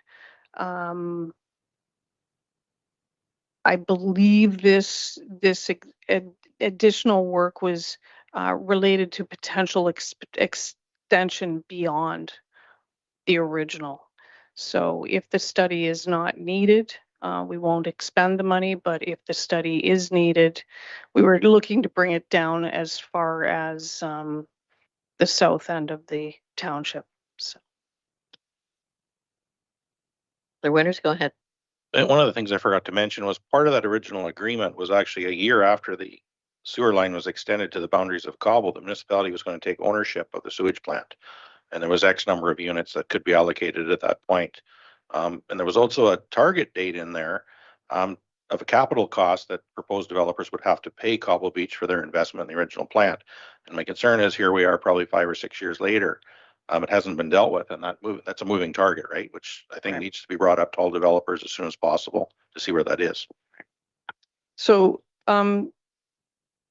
Mayor Carlton, my recommendation is I think I need to gather some history from one of our council members and affect the meetings that need to happen and then provide update to council. Councillor Coburn, go ahead. This was a question that I had as well, that has to do with the master servicing study that we've been hearing about for a number of years now. It's on the corporate strategic initiatives for 2024. Is that not something that we should be looking at this year, if possible?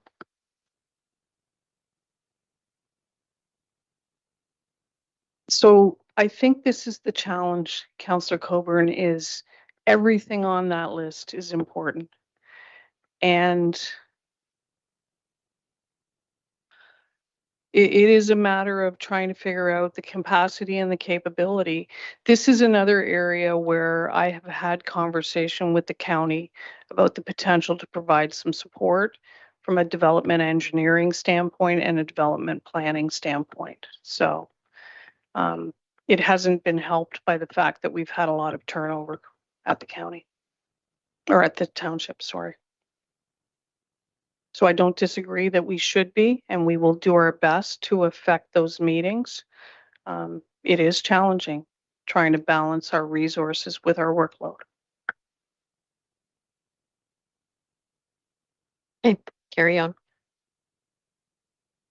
So within corporate services, we are looking at adding a oxygen columbarium. I believe our clerk can correct me, but I believe the RFP will be going out in Q2 with the line it is contingent on budget approval. So this would be similar to the columbarium that we have within our Mount Pleasant Cemetery, and it would be putting a new one in there. Community engagement, bang the table. We have spoke about this previously tonight.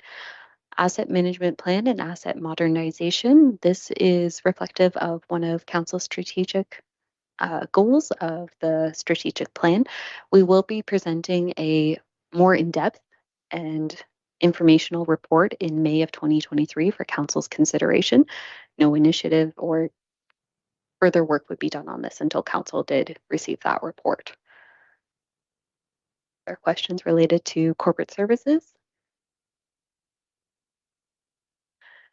Planning, we had spoke about this previously. It would be the implementation of Cloud Permit to have our planning applications done through that software with our building department is currently using. So I have a question on that one. So Cloud Permit is already in place and being used. So this is just adding another module to it type thing? Yes, that is. Go ahead, Mr. Lewis. for you, Council. Yeah, we've been using Cloud Permit for a couple of years now.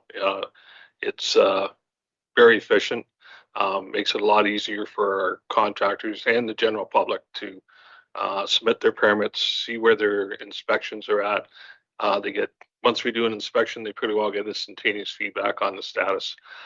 So what happened if we knew this was coming when we bought into Cloud Permit, that they were going to start doing the overlays and stuff with the mapping and that, so we could get the zoning and take a look at the mapping, because we in the building department have to make sure we're complying with other applicable law, just like planning has to be able to take a look at all those things.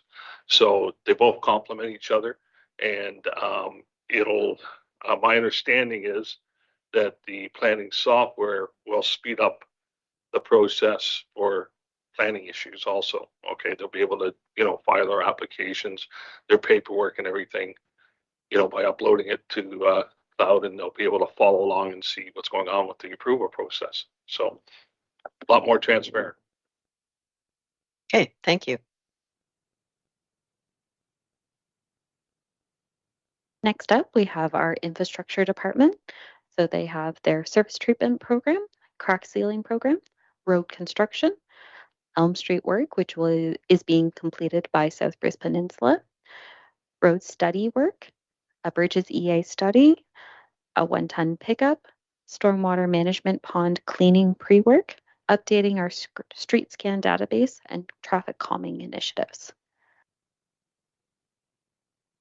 Any questions here? Councillor Winters? Just go down in the same order which my questions rise, but Elm Street, $3.25 million. There was a tender that was awarded in South Bruce Peninsula 2 weeks ago. Is that number sufficient for what the tender was awarded at? Based on what I have received, it is not. That it will be our intention to bring a staff report forward addressing that. But at the time of pulling together these numbers, this was our best information that we had available. It's closer to 4, isn't it? Our portion? Yes. The Bridges EA study, again, I'm struggling on the $40,000. From my recollection, that EA study started years ago. Just wondered where it is, where the process is, when we would see completion. To you, Madam Mayor, to Councillor Winters, you're correct. A lot of the studies have been completed. When we take a look at a bridge like the one on Church, depending on what council decides to do for a report we're bringing forward on bridges, we may discontinue the EA study. Okay, so that figures, I fairly confident say is probably going to be less. Okay, most of the EA studies, from my understanding, some of them still have to be completed. It's probably, I'm just taking a guess here, probably about 50% done. The OSIM report that we were waiting for, so we could get things more accurate for you. Got to give Brian Anderson kudos. He was hounding them, trying to get that report out of them, because it should have been done ages ago. We just got it a day or two ago, and so once we had that report, then we haven't had time to look at it and digest it. So we got to sit down and take a look at it and see, what do we need from a EA standpoint, and what recommendations are we going to bring forward to council once we have that information sorted out.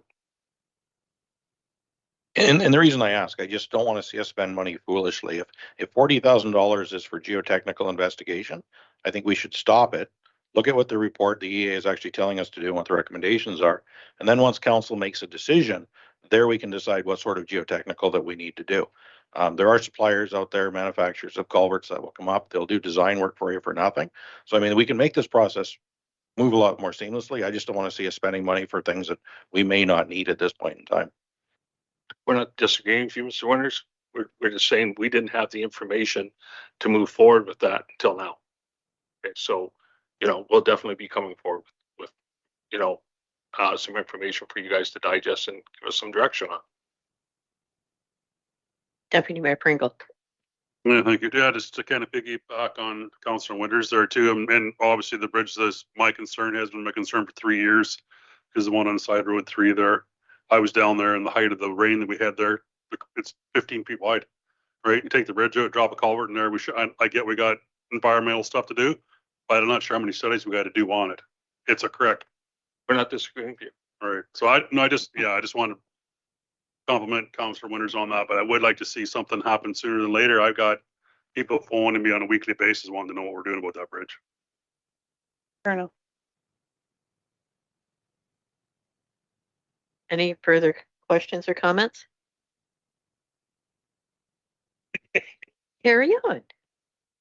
And my last comment on this one here again is the 1-ton pickup truck, and it really is observations and not trying to be judgmental.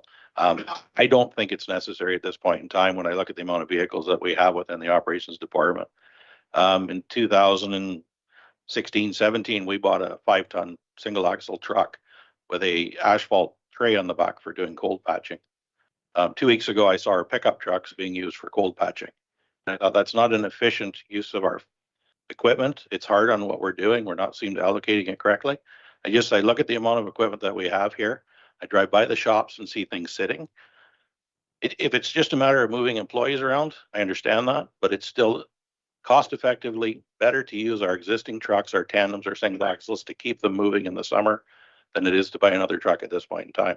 I'd rather see that $120,000 taken out of there and put back into road construction. Because as I said in February 27th, we're not even near trying to keep up with the condition and the money that we need to move forward. Thank you. Thank you. And perhaps we could ask what that 1-ton pickup is to be for. Mr. Lewis. Through you, Madam Mayor, to council. Just want to start off by saying, in the last year, like I came in halfway through the year, okay? I cut 3 vehicles out of the budget.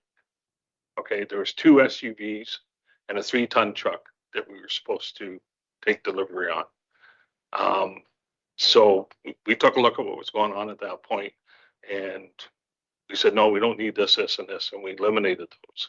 So it's not as though we're, buying vehicles for the sake of buying vehicles.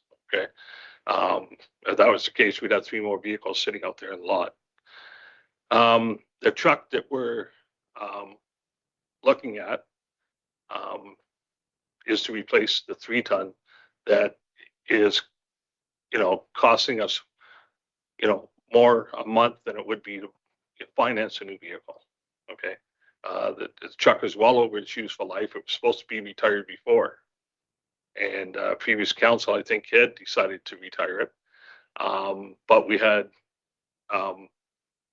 through a prior director, there was a number of additional staff hired, and those staff had to get around, so we kept that vehicle. But it's way past the end of its useful life.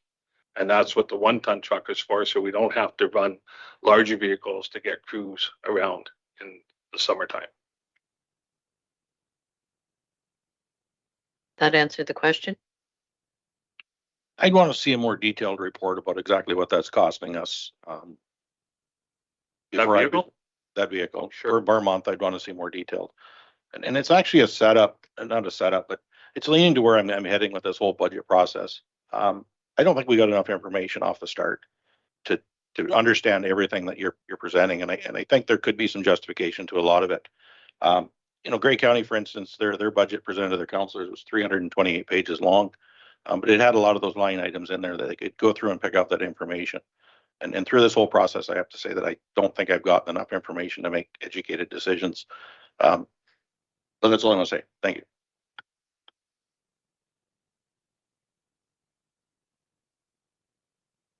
We had another question over here. No, yeah, sorry. Yeah. You were replacing the 3-ton or the 1-ton? We're looking at getting rid of the 3-ton that's worn out. It's a 2020. Oh, there's an older vehicle there. Is there? We have, yes.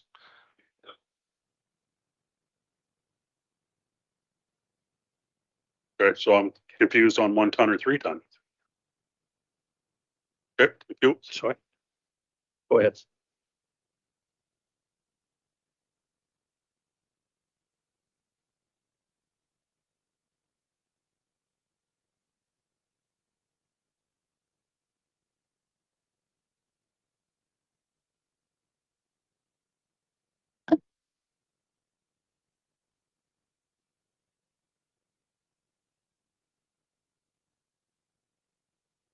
I think council's made it clear that you want some more specific information related. Unit 222 that we're looking at replacing, which is a 1 ton. Okay, the 3 ton was a 2020 truck. Okay, that is staying. Right. Okay. So we're replacing a 1 ton with a 1 ton. Yes. Yes. Okay, Sorry. that Yeah. logically makes better sense, I Yeah. think. So does council still want to see information on what that one is costing prior to? Sure. We could ask for that for what's happening maintenance wise with that one. Okay, Councillor Winters? Yeah, it should be easy. I mean, through our daily inspection sheets to tell us what kind of miles we're putting on that per year, you know, what we're paying for repairs on an annual basis. But I'd like to see that more in a report. You know, I work in the private sector and we're still running equipment that's 25 years old and it's our frontline stuff. And I'll be honest with you, it runs better than the new stuff that we're buying today. We have less issues with it. It spends less time in the shop.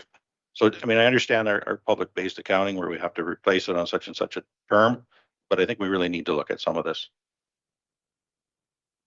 Deputy Mayor Pringle? Just a general question, on our outside crew. We have a public works supervisor, a project supervisor. How many lead hands do we have? 2 lead hands? We have 2. Are they, what was I gonna say? Are they based on location, or how was that derived at 2 when you have 3 depots? It's based on span of control, 3 depots. Everybody works out of the one shop in the summertime, and the crews are split up from there. Okay.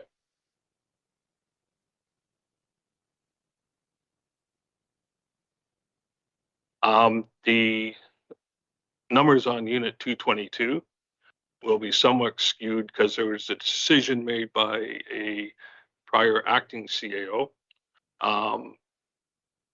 not to do any maintenance on the truck. Okay, so that truck went along for quite a while, getting worse and worse and worse and worse, and nothing was repaired. Okay, and then we had to catch up. So just so you know that.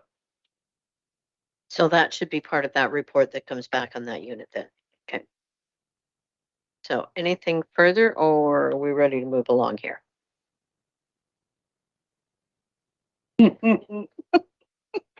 Okay, go ahead.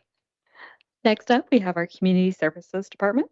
So they have office furniture, which is a regular standing item, modernization of municipally owned buildings, electric vehicle charging stations, Sarawak Family Park walkway, Kilsyth Playground and walkway. Are there questions? My question is about the electric vehicle charging station. Could we have a little bit of background on that one, where it's going, what's happening? We certainly can. Thank you for the question, Mayor Carlton. And this is a so we've got it. Grey County are currently undertaking, as part of their climate action work, a study in partnership with, I think it's Dufferin County, on a regional network of level 1 fast chargers and level 2 not quite as fast as super fast chargers. At this point into that study, Georgian Bluffs wasn't actually identified as having a potential for a location of one of those sites. That has now been requested, that we are included as a potential candidate for having one of those sites. And so this is funding to support us implementing one of those sites if we needed to. It is possible we can get this work done at no cost. And so that might not actually be required as we go further through that study, but this would allow us to basically buy one of those sites and have one of those sites in the township. And the intention of this would be to meet community needs, or help meet community needs, and start that process of building infrastructure in the township to support community need, but would also allow us to get ahead of potentially meeting corporate need, or some corporate need, as we see our fleet change over time. Okay, so do we have a proposed location in mind already? At this point in time, no, that would be pending that Grey County study. I think it's fairly reasonable to believe it would be somewhere on the Highway 6 corridor through the township. So that would either be here, the township offices, or probably at Shallow Lake. Those 2 destinations would make the most sense from a community perspective and also from a potential corporate perspective. But that work would be wrapped up into the findings of that Grey County study. Okay, and the Gray County one is the one that's actually Bruce Gray, Huron, Dufferin, and Wellington took the lead on it? That's the one, yes, and it's much bigger than what I just indicated. But yes, it would be that study that we would be leaning on to help inform where the best location might be. Okay, thank you.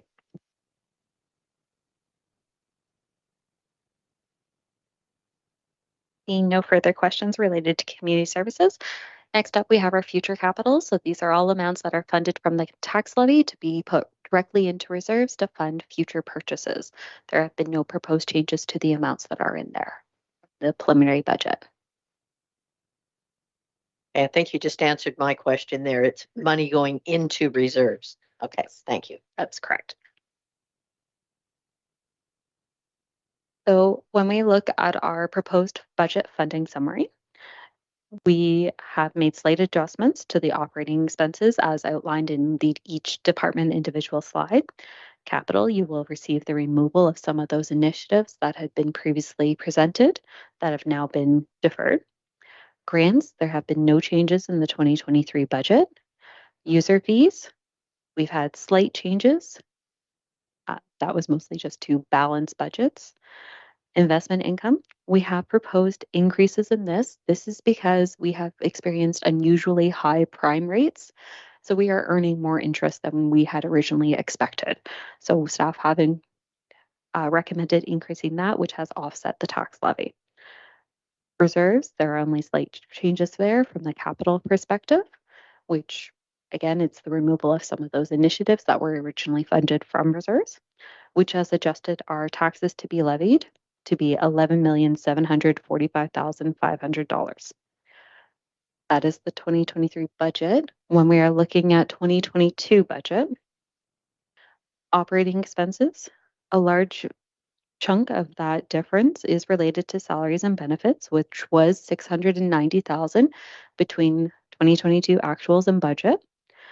Capital expenses, we had budgeted in 2022 for Elm Street at $3 million and Kemble Arena at approximately $1.7 million.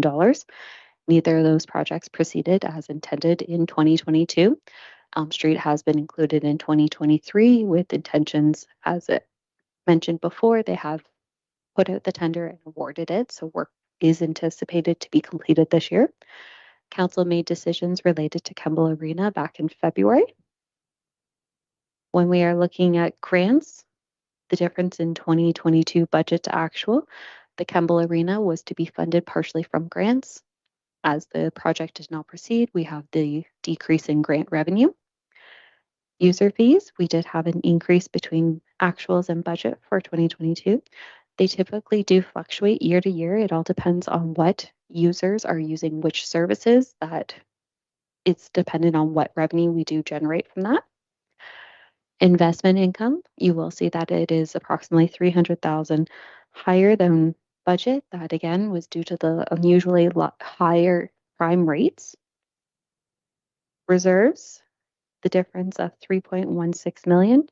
$3 million of that is directly related to Elm Street.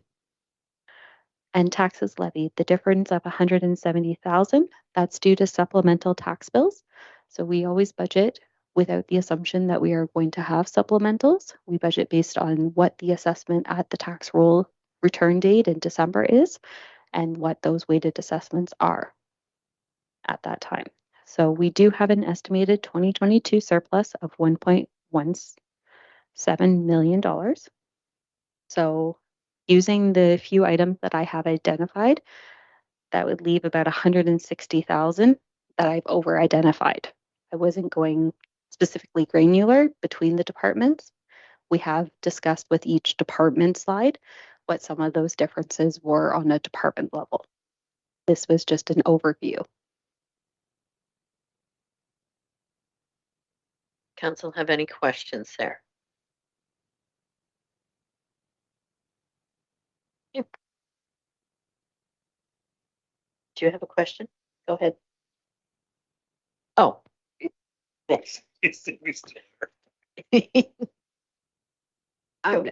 I do have a question. It's about reserves, and we've gotten some information about reserves here in this presentation. Samantha, thank you.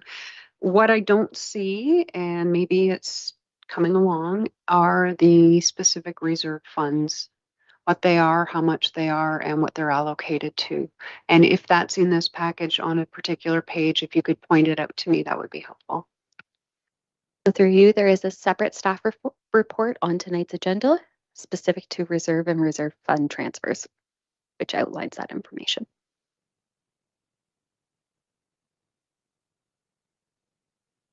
If there are no further questions, next up, just to throw in something a little prettier than a chart, we have a pie chart here which outlines the operating and capital expenses based on the different departments. So majority of our expenditures are related to infrastructure, which is typical of municipalities.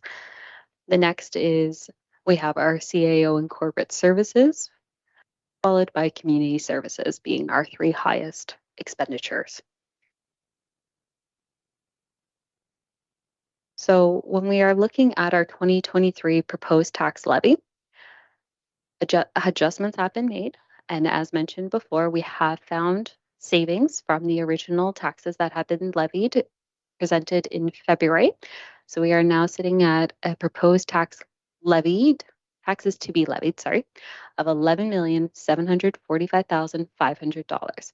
So when we compare that with our weighted assessment, we get a municipal tax rate of 0.00625,078.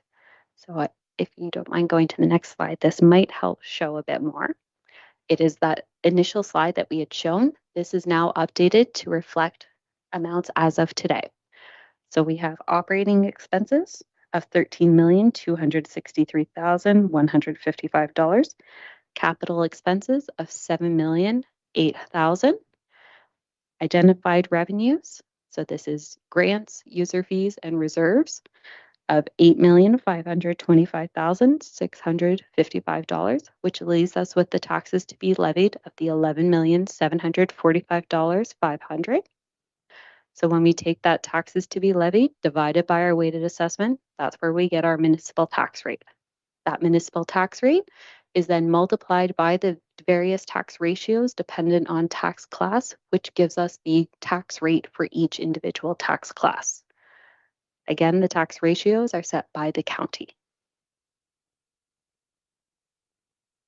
So what this means for our individual residents, we are being consistent using the single family dwelling assessment of $294,000. Again, we are still using assessment based on 2016. A reassessment base year has not occurred. This is the amount that was provided by MPACT as being the average of single family dwelling assessment. The county tax rate has not changed from when we preliminary budget discussions. Education tax rate have not changed. So we are looking at a combined tax rate of 0.01157,634. So a combined taxes using that average single family dwelling assessment for 2023 would be $3,403.44. So this would be a combined property tax increase over that of 2022 of $97.55.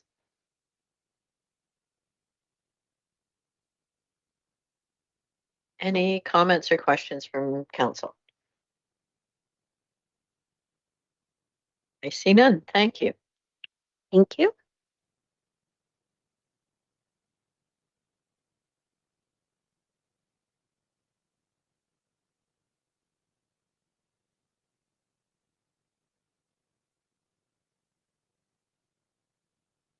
Sorry, thought I had it on.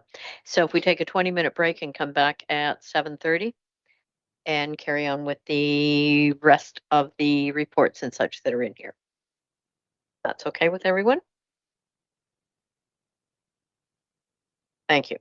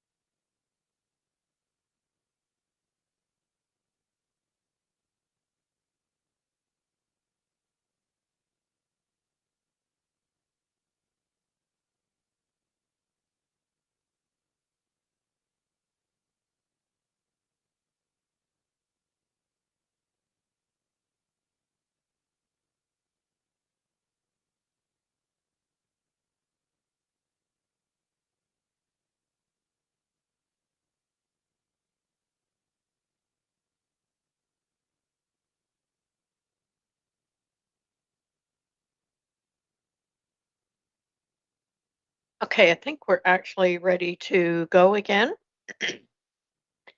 So I'm just going to ask, we had a motion on the floor, which we maybe should have dealt with before we took our break, and we didn't think to do that.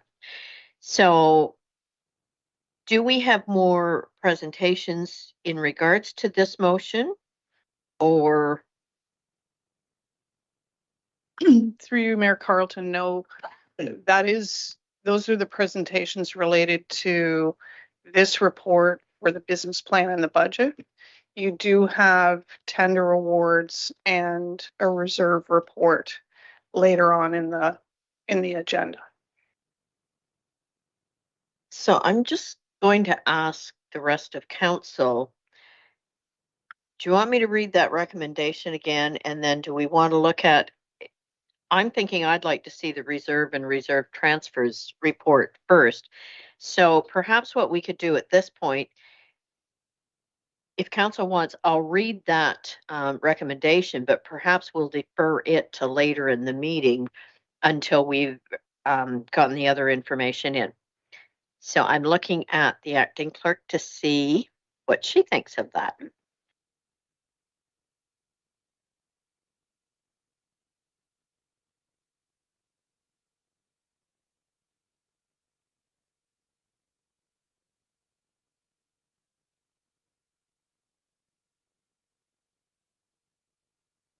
So I'm going to read what the recommendation is that's on the floor, and then we can decide what our next step is.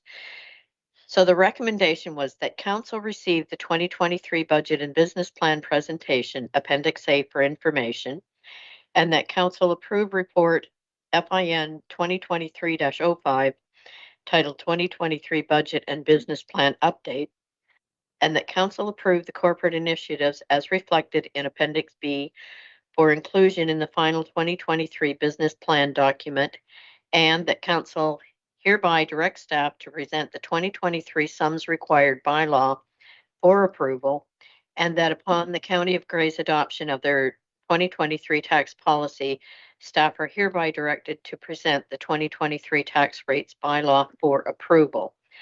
And I don't remember who we had for motion mover and seconder on that report.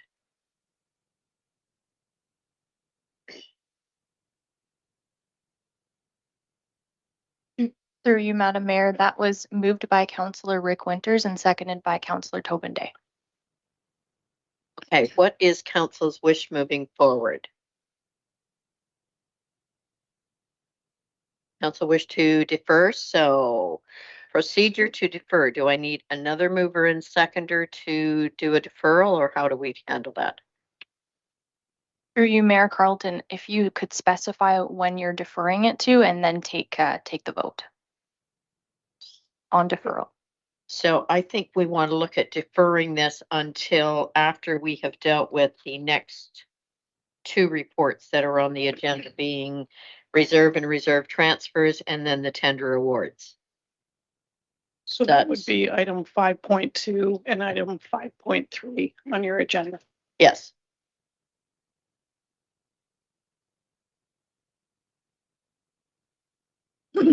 So it is going to be challenging to approve tenders without approving your budget.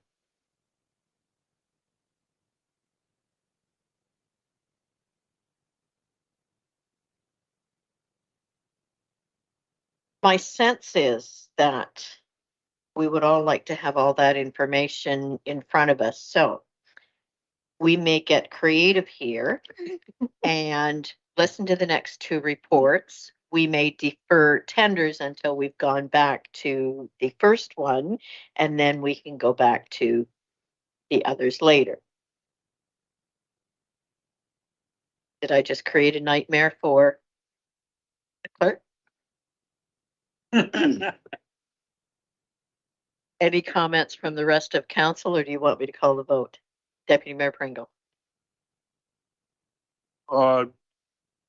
I'm good with knowing what's going on the reserve side of things. Tender applications are pretty much going to be what they're going to be anyway, so I'm not sure we really need that one in for the budget aspect. Just my own thoughts. What's the rest of council think? defer until after 5.2 and then deal with items at that point? Councillor Thompson, do you have a comment? No, I'm okay with your recommendation. Okay, so then I will call the vote on deferring 5.1 until after 5.2, and we move ahead with the reserve and reserve transfers report. So I will call the vote on that. All in favor? 4. That is carried. Thank you. So we'll move on to 5.2 then. And the recommendation there is that council approve the annual transfers to or from reserve and reserve fund accounts as detailed herein, and that any 2022 surplus deficit be transferred to or from the working capital reserve and not included as an allowance for the 2023 year. Could I have a mover and a seconder, please? Councillor Coburn, Deputy Mayor Pringle. And we will move ahead with the report then.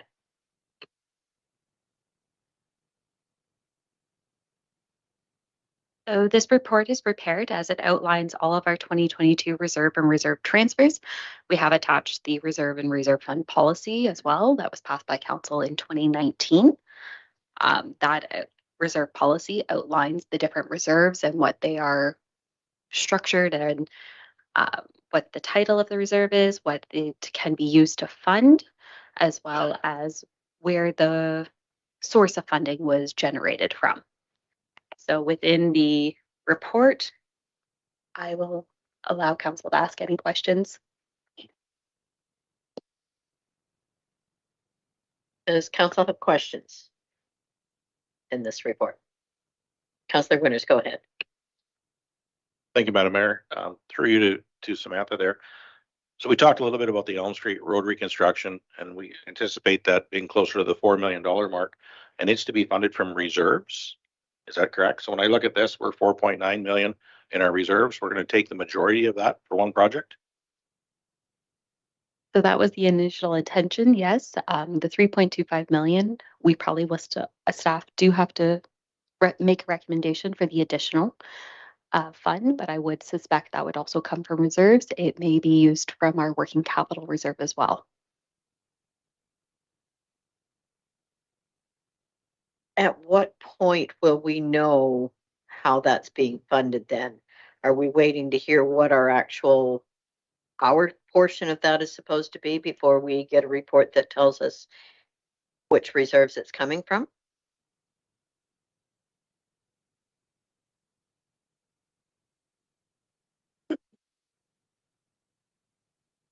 So our portion is half of the total project. Unfortunately, I don't have that information readily available to me. There have been, it's not exactly half, I guess I should say. There are some sewer, I believe, or water specific items that Southwest Peninsula only will be funding. But again, a staff report will come outlining some of that. I unfortunately don't have the answers today. Okay. Councillor Coburn, go ahead. I'm just wondering if there's any information to be added in terms of general recreation or what the intent is there, or is there any yet? So previously, this was going to be used to fund a portion of the Kemble Arena. I guess it depends on direction and future aspects related to that. To my knowledge, there is no council sorry, I'm trying to think of the wording I want. No funds are being held for a specific project.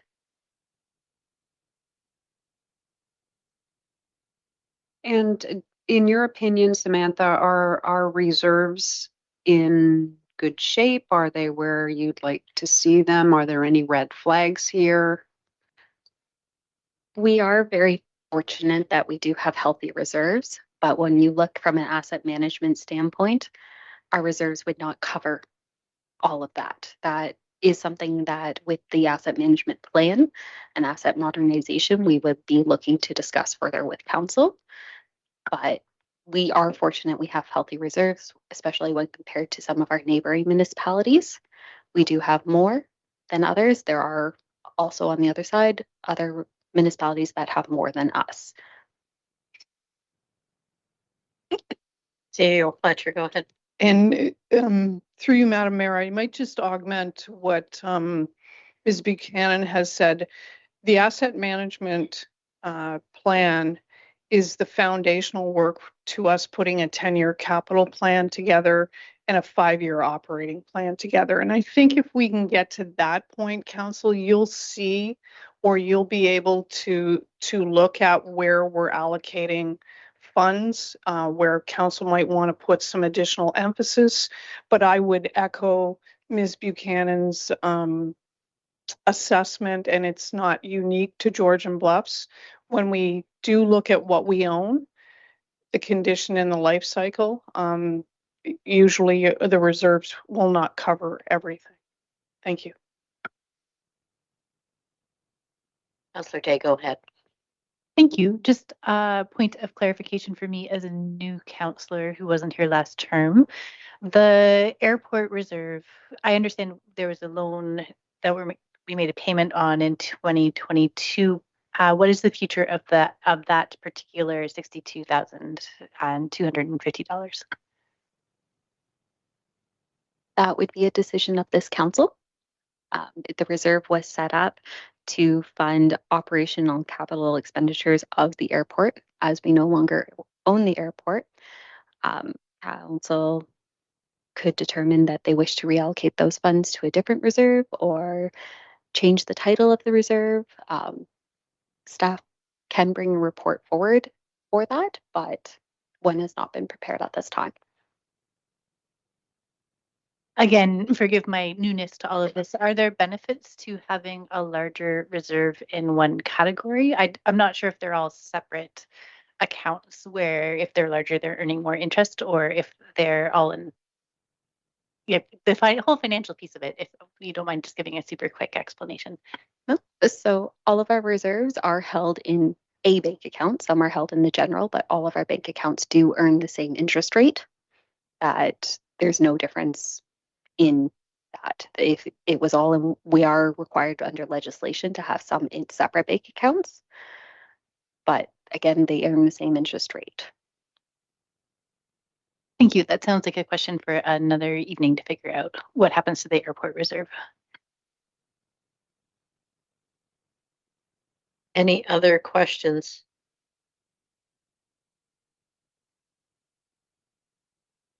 Okay, seeing none.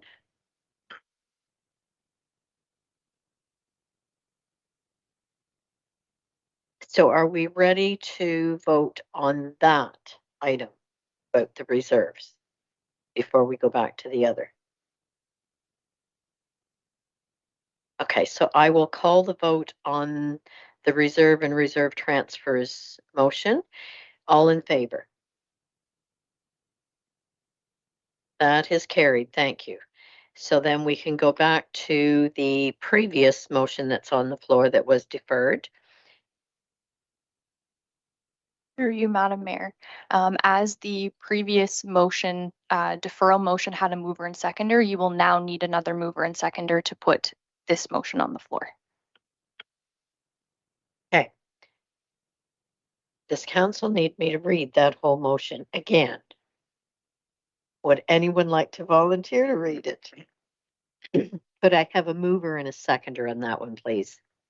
Deputy Mayor Pringle, Councillor Thompson. All in favor? Opposed? All in favor? Councillor Coburn, go ahead. So we're approving the budget. Is that what we're talking about? That's what we're talking about now. So, and not that it's a huge point, but Councillor Winters has asked for further information regarding the truck.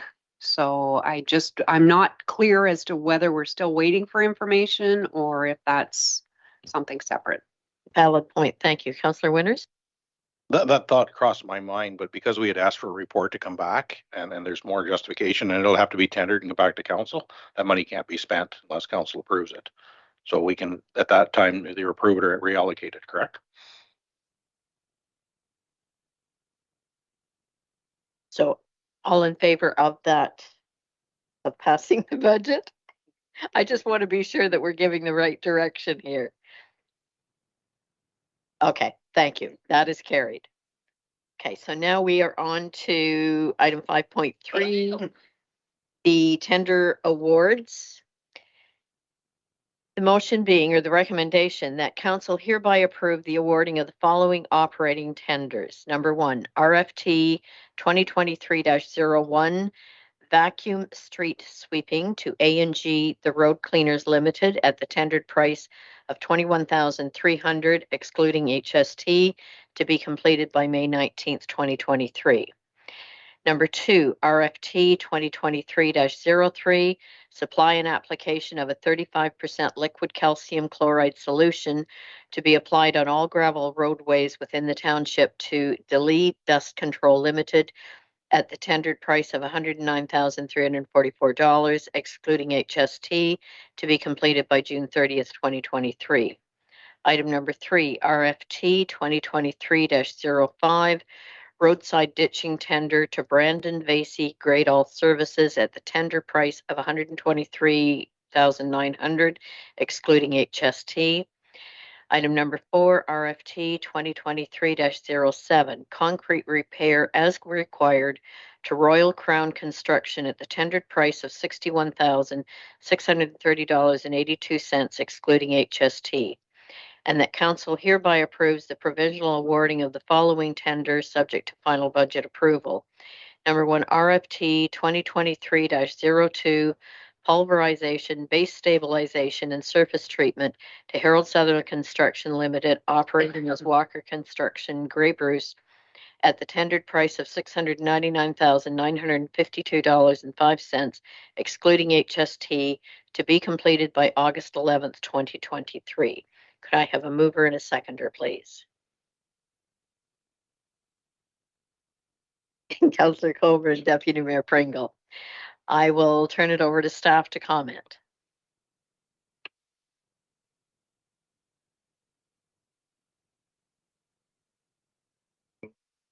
Keeping with the request for a little more information on things, I'll just provide some background. The vacuum sweeping going to A&G, the Road Cleaners Limited.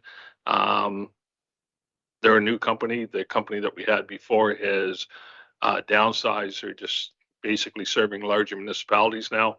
And, you know, they're a new company that's coming on board, but their price has been what we were expecting. So that's why it was suggested we award it to them. The supply and application of liquid calcium chloride. Been dealing with them for a long time, daily dust control apparently. And they were again within our budget guidelines. The roadside ditching tender, they are new to this area and they were the only bid, but they were again within budget, so we recommended that they go ahead. The concrete repair, they're new. This was put out last year, as I said, but there was no bid, so we've put it out this year, and we're accepting or suggesting you accept their bid. And the last one, Walkers, for the pulverization, stabilization, the surface treatment. Again, you know, they were on budget, and you know, we're looking at as our recommendations have said, concession 2417 and a section of 14. So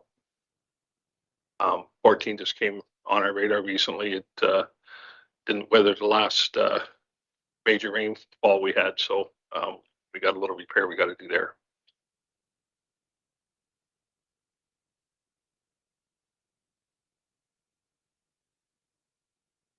Sorry, my apologies. Any questions from council? Deputy Mayor Pringle, then Councillor Winners. Thank you, Mayor Carlton. I guess my question goes back to the number 3, the roadside ditching tender. Mhm. You mentioned that there's only one application in or one tender come in for that. I can think of 3-4 companies in our own area here that do that kind of work. I'm just kind of, what made it, or what made the difference in the tender that we didn't get anybody local even bidding on it? I would have no idea. It just seems odd that when I can think of 6 construction companies in the area. Yeah, I think to that question, Deputy Mayor Pringle, we follow public procurement. We have to put things out publicly, and it's really up to the proponents whether or not they download the documents and they choose to bid. Councillor Winters? Thank you, Madam Mayor. Again, I appreciate the report, but I would like next time that all these be separated into separate reports. I think that's too much information in one report. But also I'm accustomed to seeing kind of the tender results in a package. Don't really know what we're approving here, other than it's a total dollar value. I don't know what the unit prices are. It would be nice on the surface treatment and stabilization that, you know, the roads were listed in there as well. The vacuum cleaning, I'll start with item number 1. I think that's great. You got a new company in to do some street sweeping. We got a press release this morning that they started today. Council hasn't approved it yet. That was kind of alarming today. I think we need to avoid doing that situation where council's talking about it after the fact. 35% dust control, that's great. That's a better quality product than what the brine solution is. Item number 3, I struggle with. The tender was written in such a way that you had to have a grade all machine with a capable reach of 30 feet. We just bought a $500,000 excavator. We currently have an excavator with a ditching bucket. I believe the tender, we supply all the manpower, all of the road traffic control, all of the trucks. I'm wondering why we're not using our own staff to clean our own ditches with our own equipment. I did call some of the local residents and say, hey guys, how come you didn't bid on this? And they said it was written in such a way that we couldn't bid. It's not that they didn't want to bid. It was the grade all request and the reach of 30 feet. We don't have a ditch 30 feet from a center line of a road or from a travel portion of a lane. So it was written and it was very, very restrictive. I don't support this at all. I think we've got the manpower, we've got the equipment, we've got the know-how. Why aren't we doing this ourselves? Why don't we take that money and throw it into our reserves? I think we just looked at some things there. Realize our budget's a little soft. It needs some padding in some of our reserves. But I really struggle with that one. Yeah, you're correct. We have purchased a new excavator. That excavator will be doing ditching as well. Okay. If you take a look at our Access C11 stats, you'll see that we are behind in closing out some of the requests there. Most of them are ditching. So we wouldn't be able to do it all ourselves. Okay, we'll probably still be behind at the end of this year. I get that, but you can't run 2 crews at the same time when you're doing all your all your traffic control, your safety planning, and your trucks can only service 1 grade all at a time. So whether we're using our own or we're sending it out, I really think this is a waste of money on our behalf as a council. I think it can be done in-house. Councillor Thompson, I'm going to go to you now.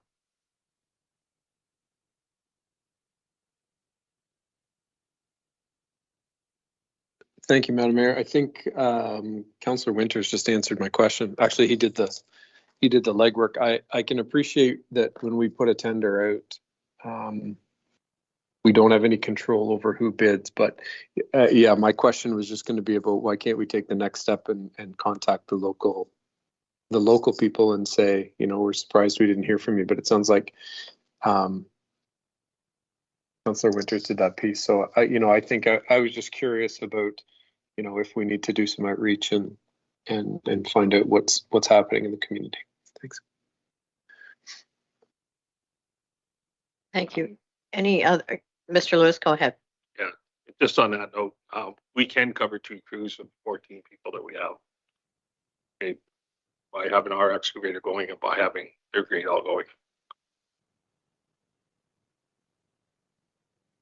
Any other questions from council? I guess I would add that when I looked at those, one company's coming from Tottenham and the Royal Crown Construction is coming from Caledon. I guess I'm surprised the same thing occurred to me. Why don't we have local people bidding on these projects? And how can they travel that distance and put a crew up here overnight and do it cheaper than our own people can?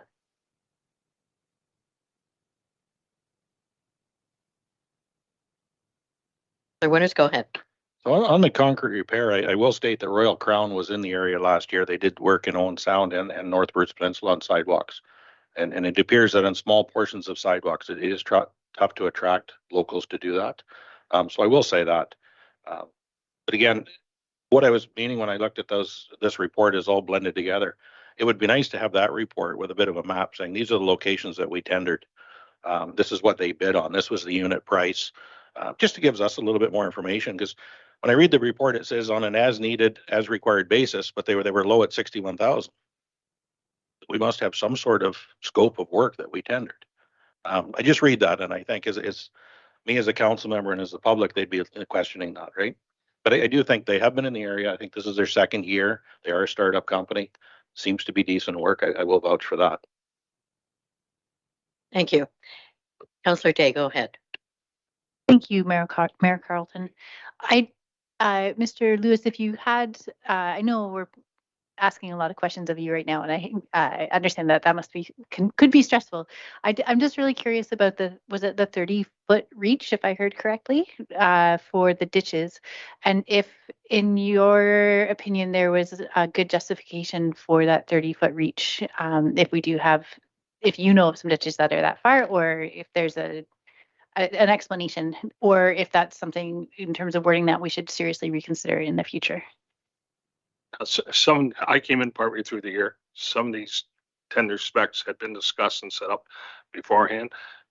The 30-foot reach, could have been for anything, just to give an outside, okay, 30 feet reach instead of saying, 20 feet reach and not being able to do something. I don't know. Okay, I wasn't part of that, but yeah, but we can look into it. Yeah. Great, thank you. So my suggestion is going to be on this, that perhaps as council, we want to take these and split them out and vote on each section separately. And then that would allow us to perhaps ask for some information back on that number 3, because I'll make the assumption that ditching isn't going to start within a week. Any comments from staff on that?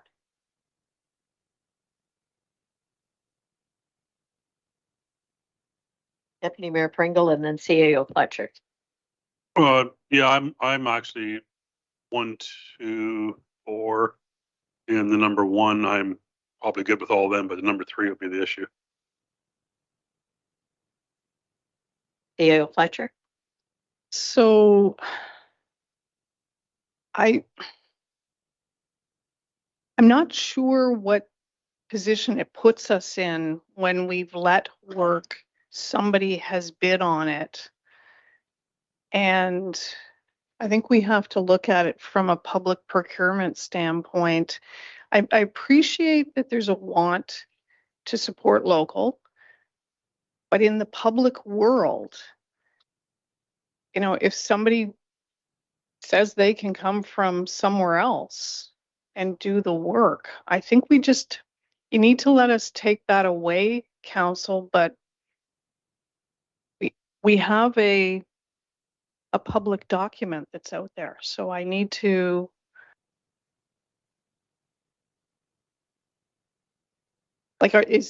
if council wants to re-tender that would be offside of a public procurement process. Councillor Winters. My recommendation is to not award it and make our internal staff do the work. In respect to Infrastructure Director Lewis, we can only have 14 guys on staff if you had 14, and none of them had vacation this summer. I would bet my last dollar we couldn't run 2 crews at the same time. We got road school next week. They all take summer holidays. It's not going to happen. I think we need to reevaluate this. We have the plan in place. Apparently we have the manpower. Let's start doing some of our own ditching. If it only takes 7 guys, let's go. I think it's a waste of money to sub this out this year. I really do. We have the equipment, we have the expertise, we have the know-how. And if we don't, we need to get it. But this is a learning exercise. Nobody will get better at doing what they do unless they're doing it. Mr. Lewis and then Councillor Coburn. You, Madam Clerk, Madam Mayor, Council. Last year we had the same type of situation. We always have people taking holidays and stuff.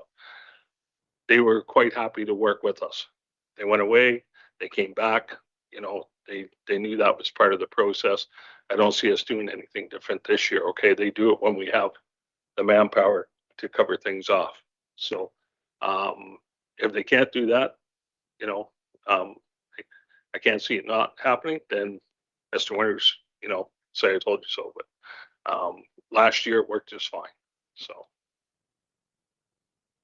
Councillor Coburn, and then I have a comment to make as well, I think. So I guess my question is further to our CAO's remark about being offside. If, I mean, we're not putting it out for tender again, if we're asking our own staff to do the work. So would we still, in your opinion, be offside? Based on council's direction, we can likely cancel the tender. I think, council, I'm somewhat concerned that this seems to be a high item, high call item, high concern item in our community. Absolutely, we can put our forces on this, but if we don't make the progress that we intended to, I hope council will recall this discussion. Thanks. So if I could just interject here with a question, I think I'm not totally clear on what we're paying for here. Are we paying someone to come in and do the ditching and kind of complete start to finish type thing? Or are they bringing equipment in and we're providing manpower? I'm not clear on what that process is. The process is basically the grade all does the excavate. Okay, it cleans out your ditches. Okay, the manpower that's provided on there may be some trucking and stuff and cleanup to do that we provide the manpower for, or may provide the manpower for, and we do traffic control. Okay, in the area. Okay, you know, there's a large volume of work, as the CEO has indicated. And this is where we get a lot of complaints throughout the summertime. Why aren't you out here doing my ditch? Okay. We're behind there. Okay. I don't know, you know, when we got behind, but we're behind. Okay. We were behind last year and we're still behind this year. Okay. And, you know, can we make some headway by having both, you know, machines going as much as possible? Certainly we can. Okay. And we make some headway on this. Okay. You know, I have the opposite feeling, Mr. Winters. I respect his opinion, but I think we'd be making a big mistake if we didn't go with it. So. The other thing to keep in mind, council, is ditching is only one of the core services that the infrastructure group is focused on. I mean, there's road grading, there's, you know, brushing and tree trimming and all kinds of different services. So what I'm hearing council say is forget doing everything else and put everybody on ditching. I'm not sure that's what you want to do. Councillor Winters? That is by no means what I suggested or recommended. I suggested that we have 7 guys. Half our crew would do the ditching program. I assume there's a map. Somebody's come up with a plan saying we have X number of meters of ditch to be done this year. Ditching is an ongoing thing. We're not going to do all the ditching in 1 year. You never will. It's an ongoing maintenance thing. But there's also things that have to be done. You do the important ditching. You do the important brushing. You do the important grading. It's a whole juggling act that gets well balanced as you're moving. When you look at the requirements under health and safety, occupational health and safety, where you've got traffic control guys, 1 at each end, you've got at least 2 trucks, if not 3, running away from a grader, depending on where your disposal yard is. You have to have a grademan on site. You have to have a person that backs those trucks in sight. I think I've come up with 7 already. And that's providing that we have 100% of our workforce, and you dedicated 100% of your workforce to this. That's not what I'm saying we do. I'd like to know what that hourly rate is and what that number includes. Is that travel time to and from? Is that mobilization, demobilization? These are all part of the questions where I say, I've got a report here. I have to make a decision. I don't have the information to make that decision. And I really think we've got this. The public took some flack last year. I heard it during my campaign. You know, we bought this $500,000 excavator. Last year, I heard the ditching crew was slow. You know, hey, we could have done something with our own forces. Put all that in perspective. $125,000 is not a big deal to take in-house and do the same amount of work. You probably have more flexibility doing it by yourself than trying to arrange this guy to come up when it fits your schedule. That's all I'm saying. I'm not saying retender it, I'm saying cancel it. So I think somewhat you answered a question that I had, and that is ditching an ongoing thing that's going to go all summer, or is it something that's going to go at specific times? I guess I struggle with it for the same reasons. I think there's a lot of information there that we're not seeing exactly what is involved in that tender in particular. So, Mr. Lewis, go ahead. There's a lot of things that affect ditching that you don't know, in advance. Okay. Locates being one of them. Okay. Last year, locates were, way out of whack, right? We started 3 or 4 months in advance, some of them as far as 6 months in advance. And, the day of, we still didn't have. Okay. There's been some improvement this year. And, because, they've started to be harder on the people to provide that service, they've gotten better. But, it's, I mean, you can turn around and say, okay, you're not going to award this tender. Okay. But, I hazard a guess you're going to be back telling me, we're not getting enough ditching done fast enough, and you're getting all kinds of phone calls. So that's the reality of the situation.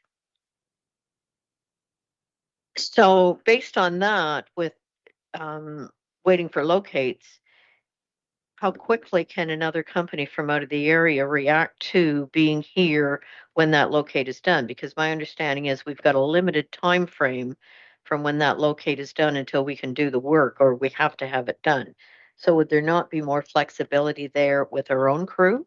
And that's just a Sure. I think that's what Mr. Lewis was referring to. And I know I had to follow up with the utility providers who have a company doing locates for them. And we put in requests a year ago, January, for locates to be scheduled for spring and summer. And we were still waiting 6 months later. So I think what Mr. Lewis is talking about is we couldn't get locates in a timely manner last year. So Now they're being fined. If they don't have the locates in time, there's pressure on them to do it because they're going to be fined, right? So we won't get into that situation now, hopefully. So.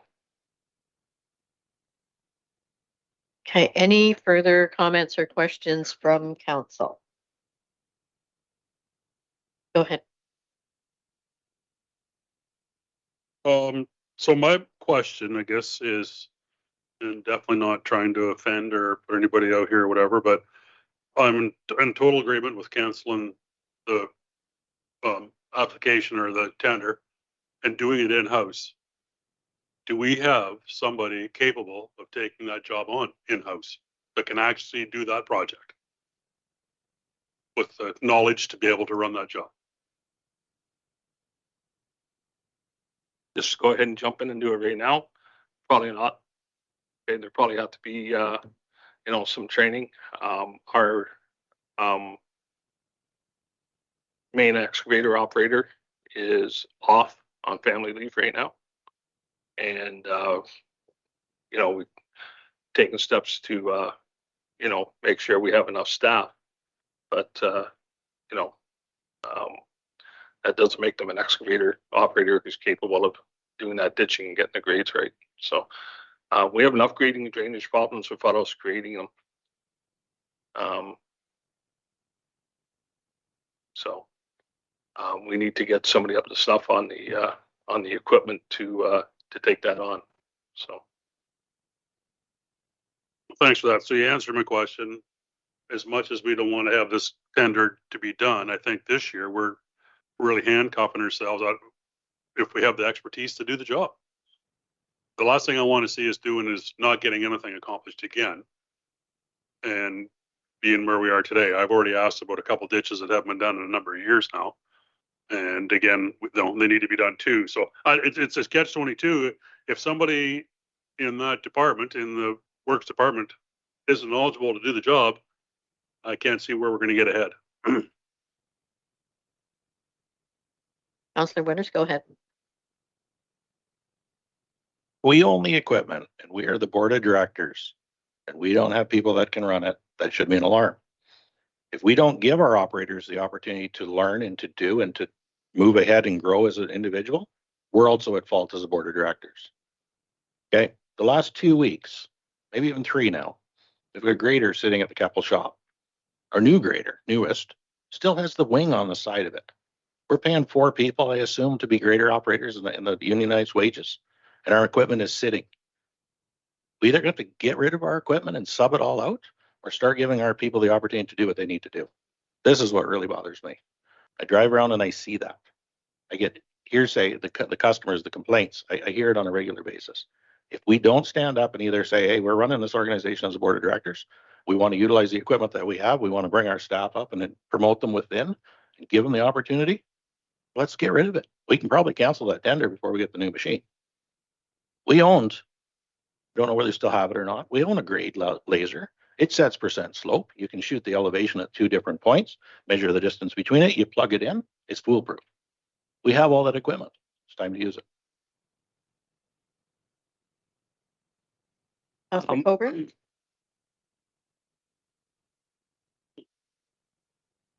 This is maybe a minor point, and I don't want to preempt Mr. Lewis, but I don't think that's our job as a council to make sure that our staff are trained to be able to perform the duties that are expected of them. I would consider that to be staff's job.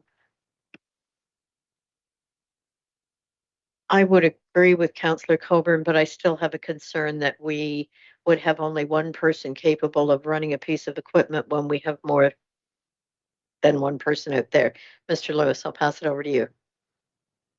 See you, Madam Mayor, Council.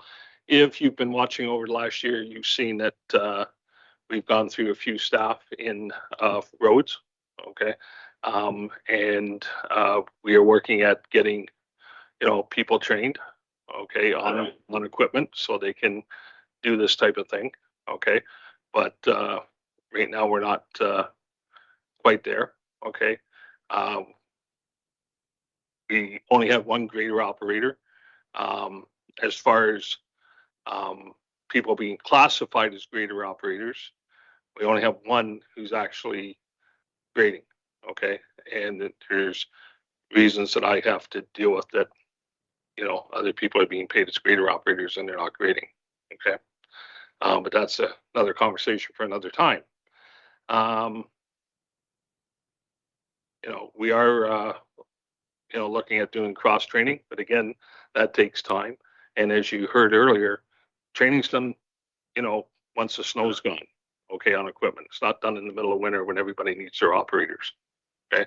So if you have somebody who's interested in taking the training, they're not going to get that training until it's, made available, and that's usually in, June or July, so. I think I'm just going to wrap up the conversation from the staff standpoint. And Council, your comments are well taken.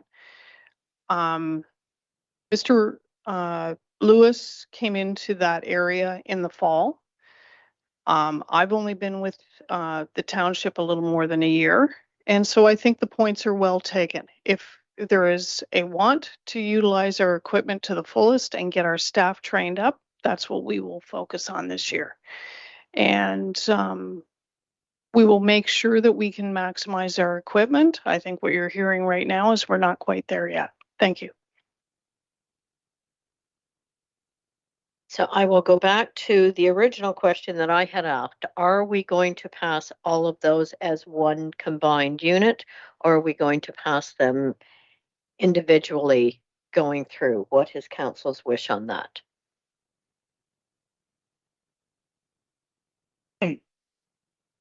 Counselor Coburn? I was just going to try to speed things up by suggesting we bundle 3 since we all seem to be okay. And I hope I'm not being presumptuous, and then just take that one out separately. So what we have are 1, 2, 3, and 4. So take 3 out of that.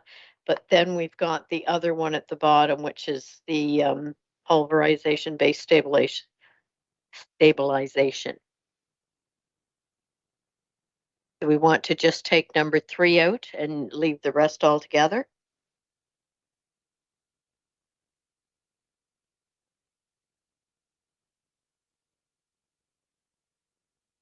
Everybody's got some. Mayor, if there's a reason that someone has that we ought to be doing these tenders separately as a general practice, then I'm certainly open to hearing that.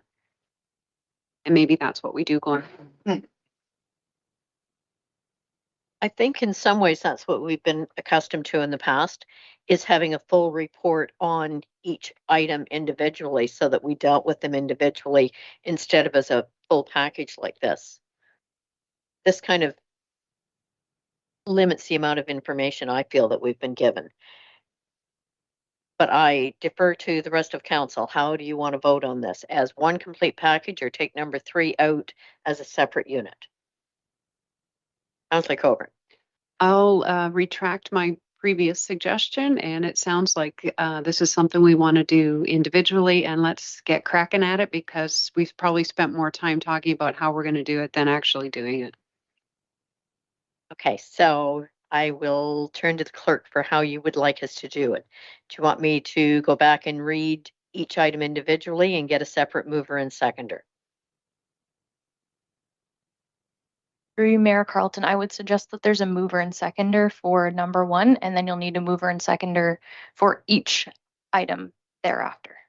Okay, remind me who the mover and seconder is already. Moved by Councillor Kathy Moore Coburn and seconded by Deputy Mayor Grant Pringle. Okay, so I will call the vote on the first item then. All in favor? That is carried. Okay, so then the RFT 2023-03, supply and application of a 35% liquid calcium chloride solution to be applied on all gravel roadways within the township to Delee Dust Control Limited at the tendered price of $109,344, excluding HST, to be completed by June 30th, 2023. Could I have a mover and a seconder on that? Councillor Winters, Councillor Thompson, all in favor? That is carried. Item number 3 here then, the RFT 2023-05, roadside ditching tender to Brandon Vasey Great All Services at the tender price of $123,900, excluding HST. Could I have a mover and a seconder on this one? Deputy Mayor Pringle, Councillor Coburn, all in favor? Opposed? That is carried. RFT 2023-07, concrete repair as required to Royal Crown Construction at the tendered price of $61,630.82, excluding HST. Could I have a mover and a seconder? Councillor Coburn, Councillor Day, all in favor? That is carried. And the final one, RFT 2023-02, pulverization, base stabilization, and surface treatment to Harold Sutherland Construction Limited, operating as Walker Construction, Grey Bruce, at the tendered price of $699,952.05, excluding HST, to be completed by August 11th, 2023. Could I have a mover and a seconder, please? Councillor Coburn, Deputy Mayor Pringle, all in favor? That is carried. Thank you. We are now going into closed session.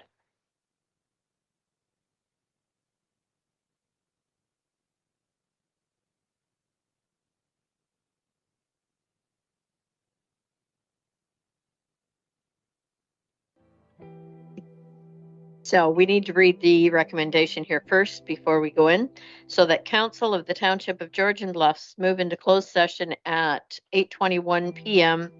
in the council chambers with the CAO, acting clerk, and acting director of corporate services / treasurer remaining in the room to discuss. 6.1, a proposed or pending acquisition or disposition of land by the municipality or local board. Acquisition of lands described as Keppel Concession 19, Part Lot 40, Registered Plan 16R6460, PT Part 1, Open Meeting Exemption C of Section 239(2) of the Municipal Act 2001. Could I have a mover and a seconder, please? Councillor Coburn, Councillor Winters, all in favor? Okay, we are now in closed session.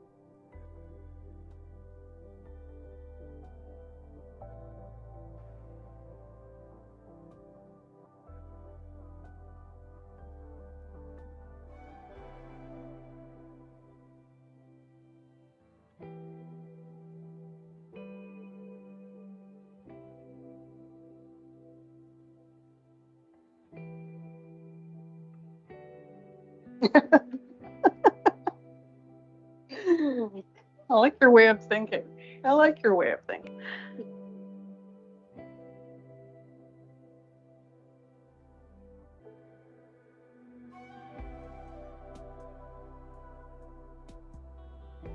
Yeah. That's right. You know what? Yeah. Or I should go on somewhere. Okay, we are now back in open session, and I will just report that council went into closed session to discuss matters under open meeting exemption C of section 239(2) of the Municipal Act. As a result of closed session discussion, we have a bylaw to pass.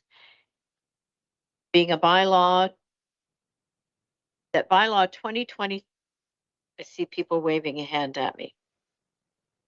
Through you, Mayor Carlton, it's no action taken out of closed session as the bylaws on the open agenda.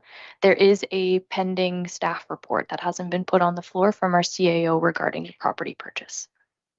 Thank you. So no action was taken in closed session. So I will turn it over to the CAO then for a report here. Is that what you're telling me?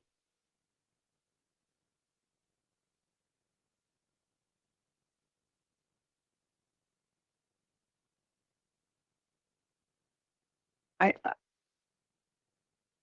Can read the motion. That bylaw 2023-021 being a bylaw to authorize the purchase of lands legally described as Part Lot 40, Concession 19, Keppel, being Part 1, Plan 16R 6460, save and accept Part 1, Plan 16R 9069, Parts 1 and 2, Plan 16R 9624, and Part 1, Plan 16R 11357. Township of Georgian Bluffs, PIN number 37027-0309 LT, be read a first, second, and third time and finally passed, signed by the mayor and clerk, sealed with the seal of the corporation, and engrossed in the bylaw book. Could I have a mover and a seconder? The clerk's going to say something to me here. Through you, Mayor Carlton, the motion to be put on the floor first is the staff report.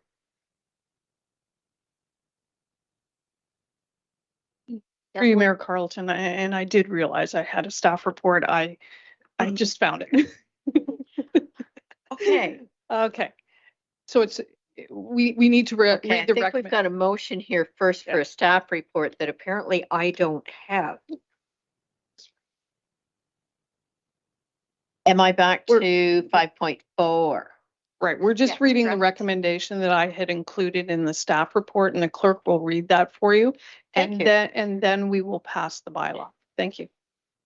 Through you, Mayor Carlton, the motion reads that bylaw 2023-02 be approved, authorizing the execution of an agreement of purchase and sale for acquisition of property in the former township of Keppel, legally described as Part Lot 40, Concession 19 Keppel, being Part 1, Plan 16R 6460, save and accept Part 1, Plan 16R 9069, Parts 1 and 2, Plan 16R 9624, and Part 1, Plan 16R 11357, Township of Georgian Bluffs, PIN 37027-0309 LT, and that payment for the land transaction and associated costs be funded from the working capital reserve. We have a mover and a seconder on that. Deputy Mayor Pringle, Councillor Winters.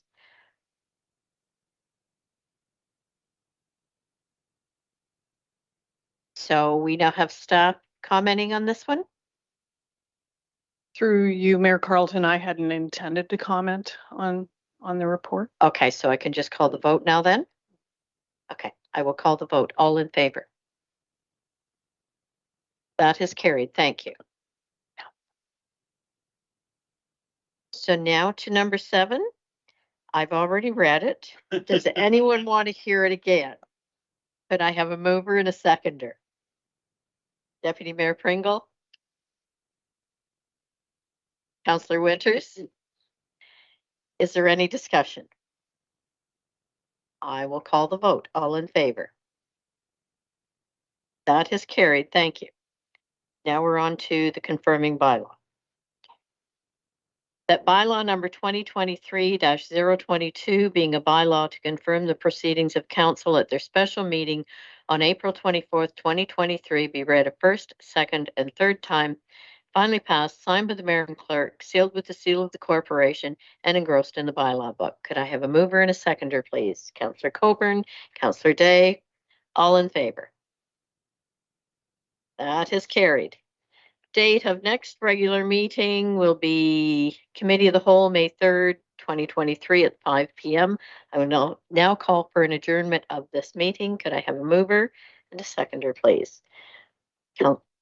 Deputy Mayor Pringle, Councillor Coburn, all in favor? That is carried. Thank you. We done?